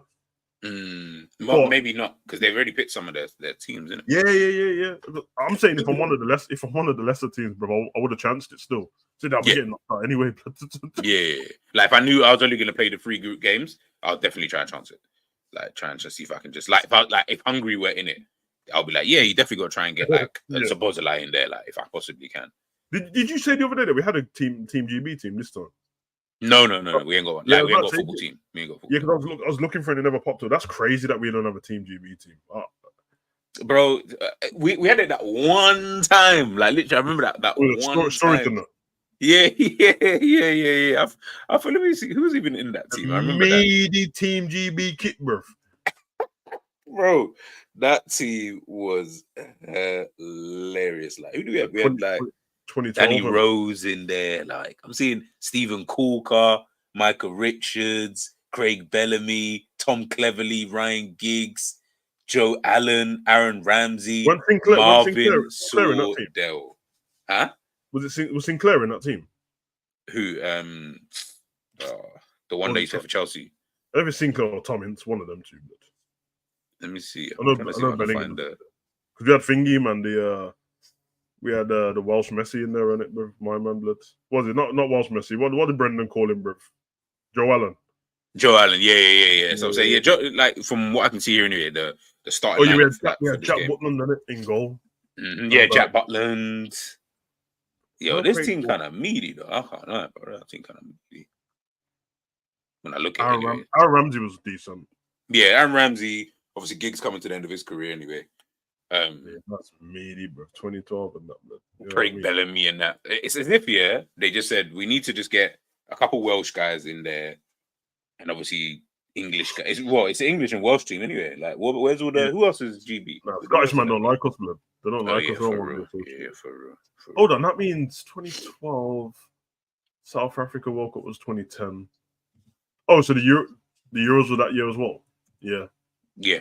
So technically they wouldn't have been able to have had some of these players in there. Like that's crazy, dude. Danny Rose and that Sturridge, Scott Sinclair, he was in there. Scott Sinclair, Marvin Sordell and that, man. Well, Sordell, you know how crazy this team is when I look at it. I ain't gonna lie, bro. If we did it now, because England shit's in it. If we did it now, it'd be way better, bro. 100%. Yeah, there's better ballers. Bear man ain't been left. Grealish and all that would be in there now, bro. Bro, you know what? Grealish, Rashford, Sancho, Greenwood. Oh yeah. Crazy team, bro. You know one thing, yeah. If you ever remember this from back in the day, do you remember when England used to have a B team? Yeah. Yeah, I was looking at that the other day for some weird reason when England actually had a B team, and that only stopped in like the early 2000s, I think it said.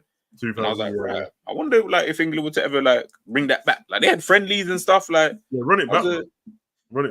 I used to like that, man. I used to like that one still because you'd see like a couple man that you're like, it's almost like being a reserve team, effectively, like where you're not good enough to really play for England first team. But guess what? Like, I mean, you may be able to get that call up once in a blue moon. I used to fuck with it anyways, man. Honest. Imagine Francis Drake, bro, colonizing all but just leave Drake alone, honestly, bro. Like, what is this beef that you have with Drake? Let's let Drake live, man. Yeah, man. I said colonizing. What's going on, bro? You listen to Kendrick too much, you know. The thing is, bro, like France ain't colonizing the footballers. They colonize them countries and that, but these footballers can still choose to play for a different country. Yeah, like they're the dumb ones for choosing. They just know which teams are good, bro. Exactly. I'm trying to think which would be the best African nation if the French ballers play for their mom or dad's country. Probably be like Senegal or someone in it.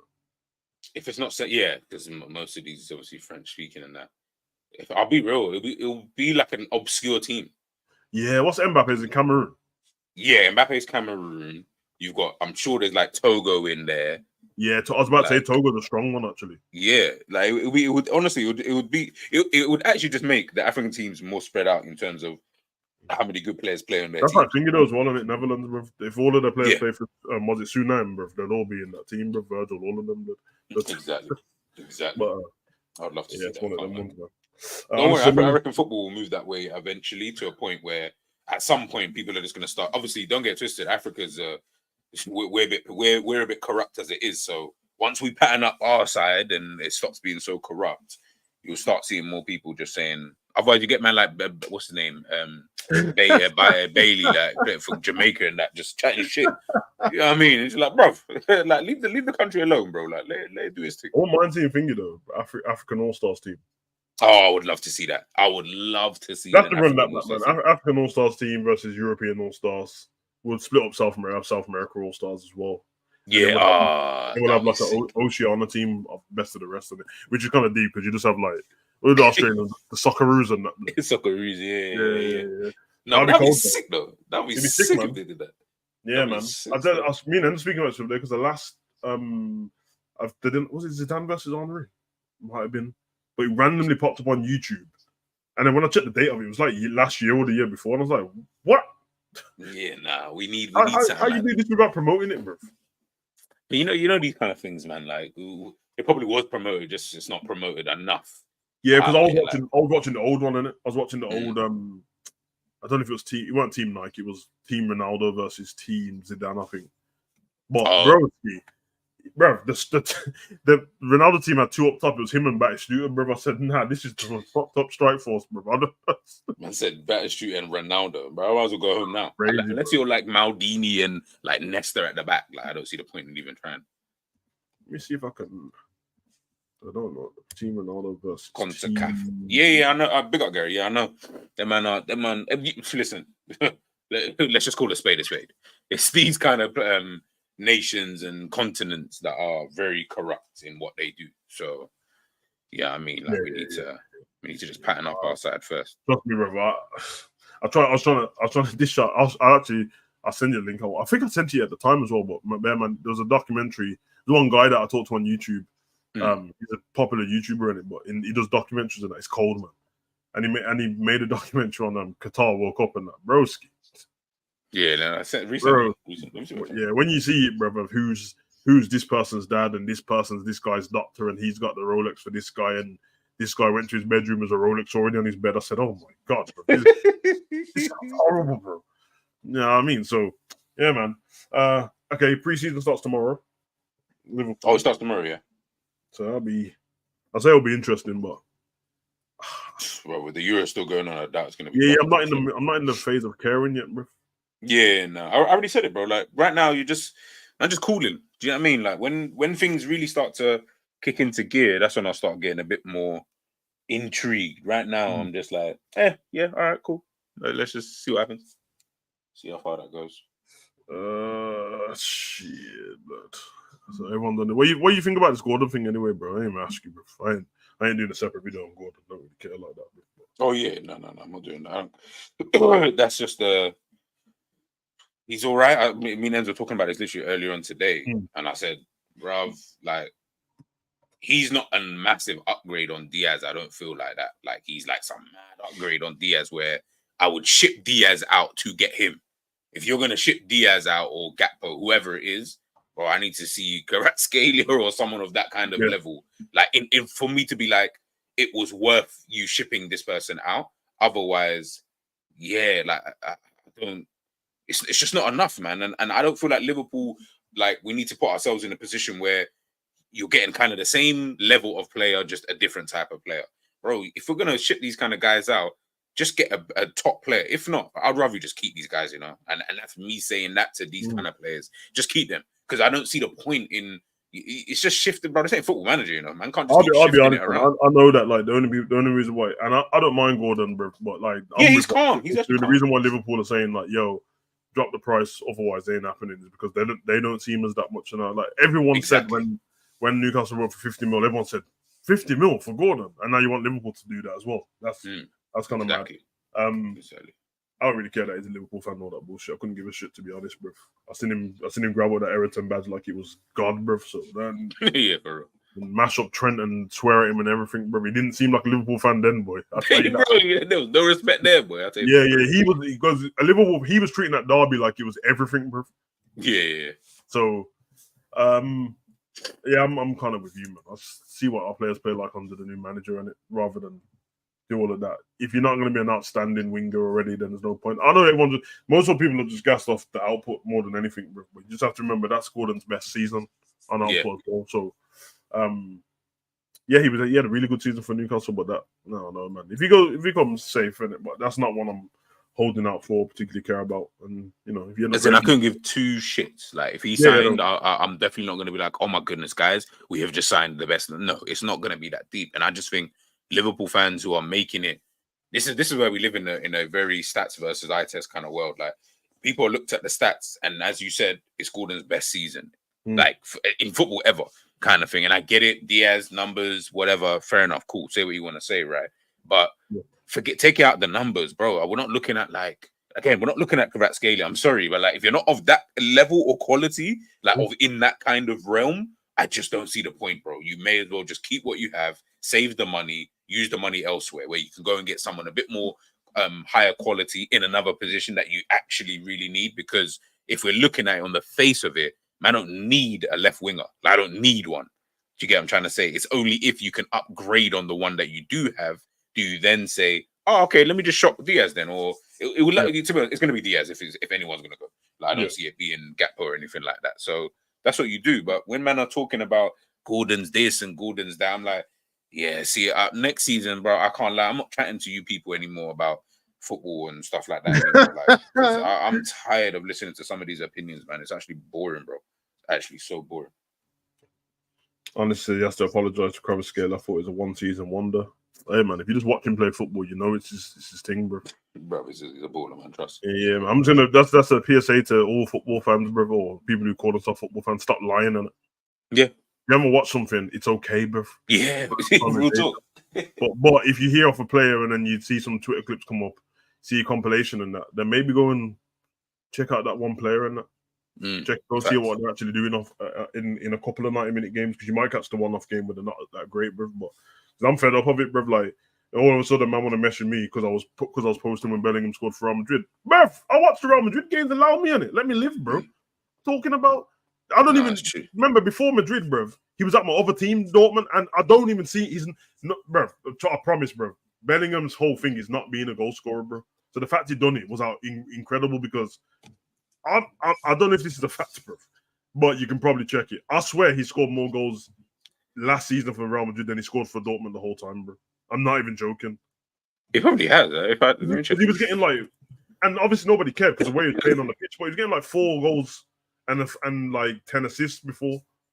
Like he was playing in double pivot with Daoud, bro. You know how crazy that sounds. I heard man doing videos talking about Bellingham can't play in the 10 and he definitely can't play in the 6 and he can't. And I'm like, so you didn't watch him at Dortmund then? So your opinion's out of here. Get out of here, bro. You know what I mean? Well, because then when he moved on from that, it was him and Chan in the middle, bro. Man, he didn't play no 10. I know that much, bro. So even last season, he scored 23 goals in all competitions. Yeah. Yep. He scored 24 goals for Dortmund and Birmingham in the entire time. So basically, he's 1 goal less, like that, which is so bad. In one season, he basically matches tally. Savage knows football, bro. I'm telling you, bro. I know, bro. And that's how you know that when I was saying that I liked him as a baller before, it was nothing to do with goals, bro. Because I knew that's not his thing, bro. Yeah, it's true. It was all about like the tackling and all that, bro. Playing the ball off, it wasn't nothing to do with that. He used to tackle man and play the ball off to Sancho and them, man, bro. Yeah, no, it's true. The most he ever got in the league is 8 prior to this last season just gone. There you go, man. So yeah, man. Sounded like what the man them said on copies. Is that what you're talking about, sir? No, someone actually messaged me about Bellingham, bro, but I told them suck their mum and block them. I don't even know who they are. But yeah, man. But yeah, I think he did say that on copies. Actually, Matt said that on copies. I think so. Obviously, he never watched Man at Dortmund, bro. It's all right, Matt. Just tell the truth, bro. You know what I mean? I think Savage is right, man. I think more people need to start. I remember when Matt put Berezi in his draft, bro. I remember them man said put man who you've watched play in a lot in your draft, and they put Berezi in there, and I knew it was over. You know what I mean? That man's a Berezi. It's like me putting Maradona in there, bro, because I remember Italian 90 in that. But all right. I said Berezi. I couldn't even tell you what year that was. I just know of the player. Yeah, man. These are the same man will tell you now that they watch. I guess some man watch the Zerbi play as well, isn't it? Yeah, you see. That's when I know. You see when man used to say, yeah, the Zerbi or Amarim. I promise you, I don't remember them, man. I promise you. I told man what I remember of them, man, bro. I think, if I'm correct, I'm pretty sure De Zerbi was at AC Milan for a bit. Maybe. I think it was AC Milan, and then Napoli, was it? I think it was Napoli. I just remember his name, bro. That's all I remember, bro. I remember him not doing well at AC Milan. And then Amarim, as I told man, I remember him in the 2014 World Cup being on the bench, bro. That's all I remember. I don't even remember Amarim Brazil World Cup, I think. Yeah. You know, like that's my thing, man. Sometimes when these tournaments come along, they'll pick some people that you just don't know, innit? I have to find out who they are, and I'm like, okay, I don't remember him touching the pitch. So, right, De Zerbi was at AC Milan, yeah. Was that Napoli as well, or not Napoli? No, yeah. He was at Napoli as well, but he only played like 33 games. For AC Milan, he didn't play no games. Yeah, because I remember he had back then he had the long hair, the Maniche hair, bro. He was Maniche. Yeah, I think he was a cam. I think he was a cam at the time, but yeah, man, you know how this one move, bro. These meaty ballers have turned into good managers. That's so funny. And said that's how you treat your fan Savage Butler. No, I didn't. It's not my fan. I just told him. I don't know them, bro. Hey, bro, I don't know what these new fans think. Come outside now, bro. Bro, it's a football opinion, bro. If you want to fight me for real, I'll punch you up, bro. Hang on. Outside, bro. Because that's like me. That same person, I could have waited, not blocked them, and then when Bellingham scored the overhead kick, come outside now. Bro, yeah, I live my life, bro. I wanted Bellingham, but when I saw Madrid on the rise, and I was gutted. Yeah, man. You see when you see Madrid on the rise, just allow it, innit? Yeah, no, just sure. Just cool. Hold on, be right back, Savage. Yeah, cool. Just end them dreams early, blood, because it ain't happening. Man, Tom Little literally disappeared after Amarin signed him for LFC. Yeah, man. Tommy small than that, blood. Yeah, man. Tiny Tom. Them man there, blood. Yeah, but that's how it goes, man. That's how it goes, bruv. Like, I just, you know what it is, man. I'm on everyone just having fun on it. Just have fun, bruv. Like, honestly, say what you want and do all that business and that, man. Bro, all I'm saying is when I'm ready to have a proper football conversation, you might have to sit that conversation out. It's not a problem, man. But I'm not trying to have a conversation with guys that have just Googled something and they think they can talk to me about stuff, bro, because man ain't talking enough stuff on Google, bro. I either watched the football or I ain't watched it, bro. The same man telling me about slots football every 2 minutes, bro. You think I watch slots football, bro? Ain't. Why would I watch Feyenoord, bro? Tell me that. That's what I'm saying. I watch Feyenoord when they played against Atletico Madrid. That's it. That's it, bro.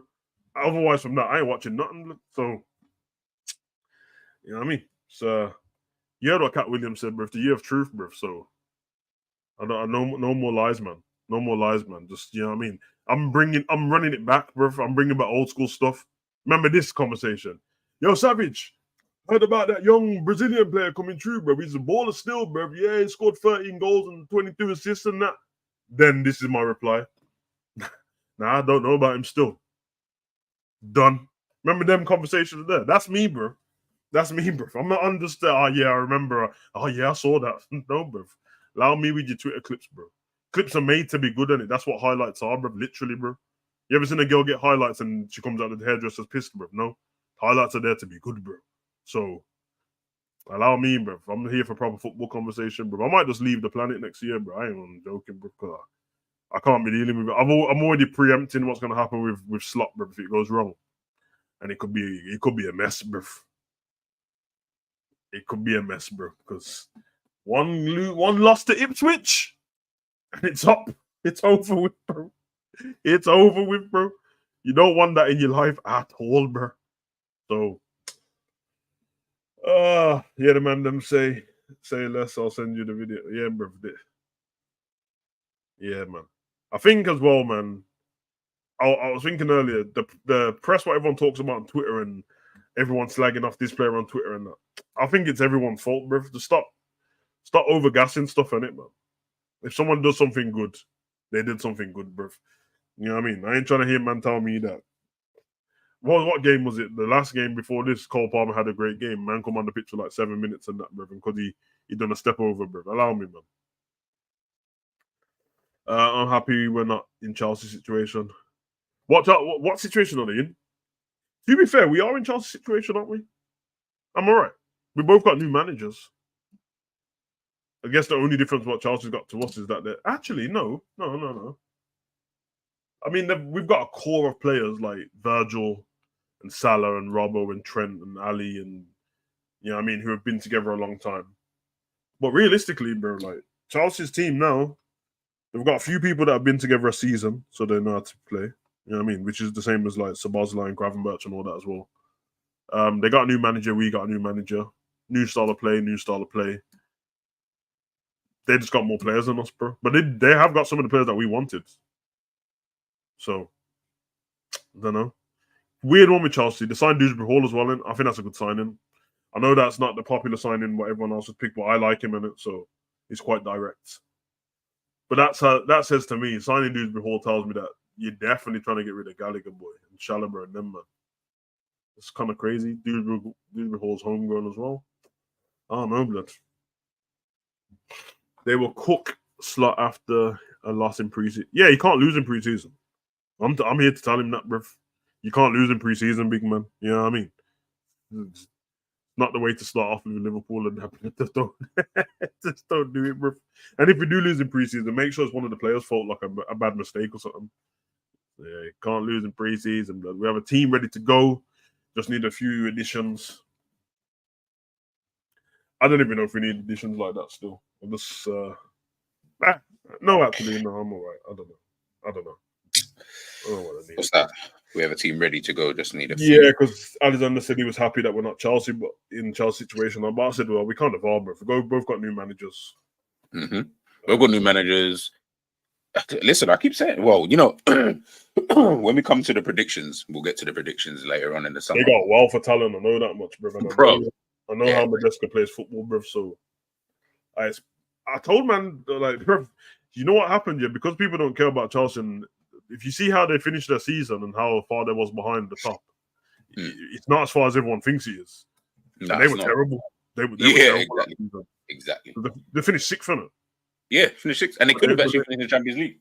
Yeah, they only got knocked out their spot because of Man U winning the FA Cup. Was it FA Cup? Or, yeah, league.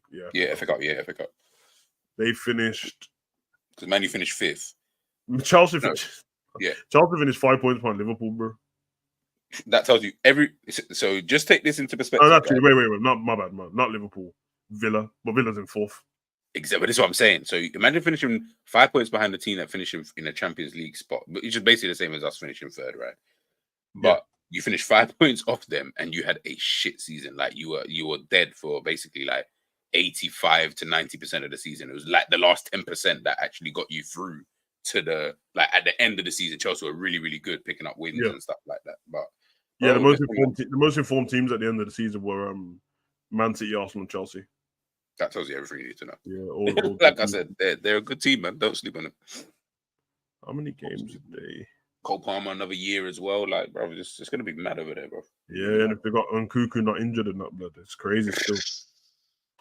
If Jaden Dan's balls out in preseason, will you hear Dan's is the next Suarez Torres combined? Oh, bro, yeah, I can already. But people are telling me to play Dan's ahead of everyone else at the moment. I'm like, what I said, man. This is why I This is why I have to step away from some stuff next season, bro. I can't lie, bro. Because I can't deal with that shit, bro. It fucking winds me up, bro. Yeah, it's getting too much now. It's too, like I said, we go into hyperbole with a lot of these things, and then we get mad when these things, like when someone calls you out on it, you get mad about it. I'm like, bro, there's no winning in this, so I'm just gonna leave it out. I don't really care. What killed me is that everyone kept bringing after the Southampton game. Everyone kept telling me about did you see Jaden Dan's back heel in the youth game and that his class? And I said, oh, this is funny because this is a game I actually watched the whole game on YouTube, bro. Bro, I didn't even watch the whole game. Bro, it was a good. We lost the game as well. Got punched up, but the goal was a good goal because it was a back heel. But trust me, it was like just it weren't all that, bro. Yeah, it weren't all that, bro. But yeah, man, this is what happens, man. The fan base just brings these men up, brother, and what lets them crash because of the levels you put them on. Fact. Let them live, man. One issue, I wish next season we don't have so many injuries. Yeah. You know what? I'm gonna bust up. I'm going to bust up if we get more injuries than we ever had. Like, because then what do you say? Now what do you say? Because remember, everyone thinks obviously it's Klopp and red tear. What happens if you get more injuries? Was it ever Klopp? Do you know what I mean? I told Ensborough when the season starts in that class. I'm always trying to figure out to do this channel and that, bro. I like talking football sometimes and that, but when it comes around to it and I'm trying to enjoy these Liverpool games, man, just like bore me, man. Same conversation all the time, innit? So yeah, I might just do a review of the game, like a 5-minute review, and then. But I said to man, bro, Klopp's name's banned from my stream next season, bro.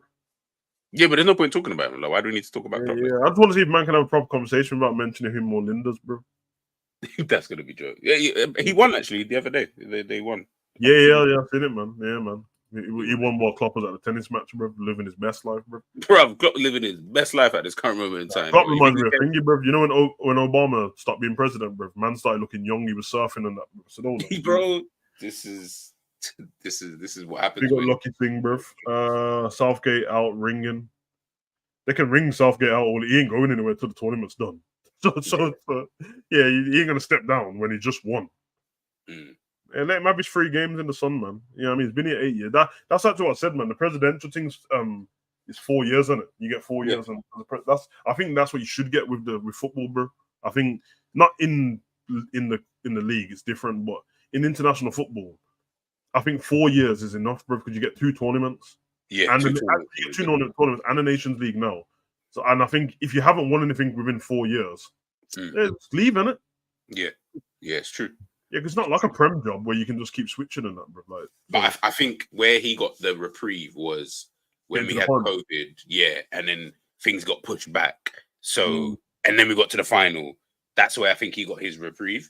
That's why I feel like they were like, you know what, we'll do the next 4 years with this guy. Oh my God. So I get forward. So now I know what's going to happen, man. We're going to get Fingers the next manager, innit? Who? What's my man? Lee Carsley, bro. Oh, for fuck's sake, bro. Nah. Man, that's what happened with Southgate, innit? He was the youth manager and then he got promoted. But at least, and if I can give him any credit, at least he managed in a football club before. At least. I know it wasn't great. I know I'm not trying to say that's like he was sick. But at least get Graham Potter or something. Potter ain't doing nothing. Graham Potter will be called for England. Yeah. Hold on, let me check. What's Graham Potter even doing? I feel like I've heard his name be. I was saying to man the other day, I spoke to him, man. Dude, what? Yeah. Why? Because they had my mum had, I don't know what it's called. There was some evening for my mum does like care work. Okay. She's not based in the care home, but her business, her companies in it. And, and my mum used to care for his dad in it until he died. Like in COVID. Right, okay. Yeah, okay, so he came back when they done one of them evenings in it. So my mum. Oh, okay. I mean, mum said to go down there. But yeah, it's cool still. It's a cool user, man. No, that's calm still. I want to mind him in that thing, you know. Wait there. No way Enzo's asked this question, bro. What? Do you think you could do the Tour de France? No, blood. Nah, like if I had to wake up tomorrow and do it, no way. No. Bro, I swear, Enzo's got ADHD, bro. What kind of question? Where's that come from? Bro, have you seen the Tour de France? Have you seen the Tour de France, bro? God, bro. Yeah, them things, they're not a joke, you know. They're not a joke, bro. I see the remember these cyclists who do these things, yeah. They are professionals who have trained for this for years, and I see these man dying at the end of this thing. I swear I'm not joking. In the Tour de France, 22 days, 23 days. Bro, I see these men dying savage. I'm not doing the Tour de France. Man ain't cycling for 23 days, and I ain't doing all of that flipping them David Goggins, the Jerry stuff. Yeah, the Jerry stuff. Yeah. That's why Jerry's in hibernation. He's in the hyperbolic time chamber, bro, talking about Goggins and that, bro. Bro, I promise you. All these men are trying to do up 100 marathon in 100 days. Allow me, blood. Nah. Your leg looking all cut up and nah. No foot bottom left in that, bro. The skin. It's crazy, blood. England fans want Eddie Howe. That was just a name from before, innit, man? But he's doing all right at Newcastle still. Pochettino, Graham Potter, rather be national manager. I ain't gonna lie, bro. Racism aside, I don't want no foreign manager still, bro. Just run the English thing. That's definitely racist, bro. Yeah, I don't feel comfortable with them man lifting the trophy still, bro. You get Imagine if a foreign manager came in and just won the tournament for England. Unless it's Mourinho, bro. I don't want to know, blood. Yeah, he's like an honorary kind of guy. Like, I'm gonna watch passport now. You say you're gonna watch? No. You mean you're watching the Tour de France, bro? I'm not watching the Tour de France. But I'll just watch these men just cycle up a mountain and that, and then when one man falls over, everyone's dead. Blood. It's long, bro. It's long, bro. It's long, bro. They're them, bro. The Tour de France last nearly a whole month, bro. I'm not doing it, bro. It's long, you know. Like, do you know how long you have to train for something like that's long, bro. That's not a thing where, you know, like with like, I'm not saying marathon you shouldn't train. Of course, you need to train quite a long time for marathon anyway. But you know, if it was within a year, I could do the marathon and like not gonna finish no great time, but I can do it. See the Tour de France, man can't just think of trying to train for a year for that. No way, bro. Like that, I feel like that takes a bit more specialist time, like for me to just go and do a Tour de France. You know how long it is, bro. I'm all right. The next World Cup, I told man, bro, I seen that comedian, bro, Eddie Izzard, bro, man, done 27 marathons in 27 days, but allow me, blood. That's 26 miles a day, bro. Yeah, long. And said 4 hours and 43 minutes is stage 2. You see what I'm saying? Blood? I can just about watch F1, bro. Yeah, and I find that kind of boring after a while. Yeah, bro, F1, bro. You just watch the start and then go about your day and then come back and the shit's still going, bro. Yeah, and nothing looks different on it. It's the same track, bro. Yeah, bro. I'm not. Yeah, no. Listen, and I respect the Formula One drivers as well. Yeah, same. Like I never knew how much it actually takes out of you to actually drive a Formula One car. I didn't know. Defaults and all that, bro. Yeah, I didn't know any of that. It was only when I started watching, obviously, the documentaries and stuff like that, and I started to really, I was like, this is what man actually goes through. Yeah, but on TV, it doesn't look like it's going as fast as it is, bro. When you go up to the track and you see him go past, you're like, okay. That's not a thing of you trying to play chicken in the road. You can't. Yeah, man. I don't watch Thingy, but I would watch it. It used to come on back in the day. You know, the off-road racing. That's cold. Oh, okay. Like V-Rally. Colin McRae games. Oh my God, man. Them games, bro, and V-Rally and that, blood. V-Rally, you know, that's as soon as you said that, I was like, that just reminds me of that game straight away because I used to always have that on demo all the time. Yeah, same, man. I remember my brother used to be on it all the time, man, with the blue Subaru and that, just doing Indonesia track and that. And it's funny you even say blue because that's the first thing that popped into my head was the color blue. Yeah, I think that's the one on the front cover, the blue Subaru with the yellow writing. I think that's. I'm looking at it now. Yeah, you're right. You're right. Yeah, you're right. Still. Yeah, that and because Ridge Racer is Japanese, isn't it? Ridge Racer. I think it's I think it's Namco. It might be Japanese. Ridge Racer is it is. Yeah, Namco. Yeah, Namco. Yeah. Big up Ridge Racer still, but yeah, top game, man. Top game. She'll get F1 much. F1 game much. I've got 2020. I got 2022 F1. I know you said you get the F1. It won't change my mind, bro, because playing the game is completely different, isn't it? Like watching them man drive past me is long, bro. Man doing up 62 laps on that, bro. Right, man. I watched the first 3, bro. Yeah. I watched the first three, bro, and then my day. That's how my day goes after that. It's in the background, and then I just come in and out the room. Where's Hamilton? All right, safe. And then go back to my office, bro. That's it, bro. And then he just gets to the final stretch, and Hamilton's going Verstappen's on his track. I'm like, okay, blood. That's the only time it gets interesting again, bro. Like, so it's very rare that you'll sit there And like my cousin, he loves Formula One. Like he'll watch that shit religiously, and he'll watch it. And I do mean every lap he will watch. And I'm like, how do you sit there? He's like, nah, because you never know when there's going to be a crash. Or I'm like, so you're just waiting for something to potentially happen. And if nothing happens, it was just a boring race. Nah, as a kid, it used to wind me up, bro, because once I got the game, I used to avoid the thingy and at the pit stop. Oh yeah, same. Yeah, because obviously as a kid, it doesn't make sense. You're like, bro, why would I stop, bro? So you can just drive past me, and then so you get lapped. Like that doesn't and you ignore it until you get to like certain lap, and then your tires are dead, bro. You're like, oh, okay, makes sense. I used to have that Formula One game on PlayStation 1, I think. Yeah, same. And then I like Gran Turismo because that was realistic. With the cars and that the cars were cold, but yeah, man, one of them ones, man. As soon as I see Verstappen in first place and he's like 10 seconds ahead, I'm like, no reason to watch it. Yeah, man. Verstappen's everyone's best friend, and Trent and all them, man. Virgin, all that. Yeah, man, love some Verstappen, boy. I don't know what's going on there. But... Yeah, we see it anytime. But I guess maybe because he's Dutch, isn't it? Is he Dutch? Yeah. Yeah. So obviously, I'm assuming with Verge, and obviously for them, man, it's but we get bring into to Formula One race like VIP thing, all the stars. Yeah, VIP. Like them man ain't sitting in. You think them man are really sitting there watching these races, bro? They're just chilling. It's just to be there, like it's just the fact that you're there, among the names and that. Yeah, literally. Because from time I'm seeing celebrities walking along the sides and stuff like that, I'm like, yeah, you man are not here for the race. You're just here to just socialize and that, like. Yeah, that's how the other half live, man. Crazy. Yeah, bro.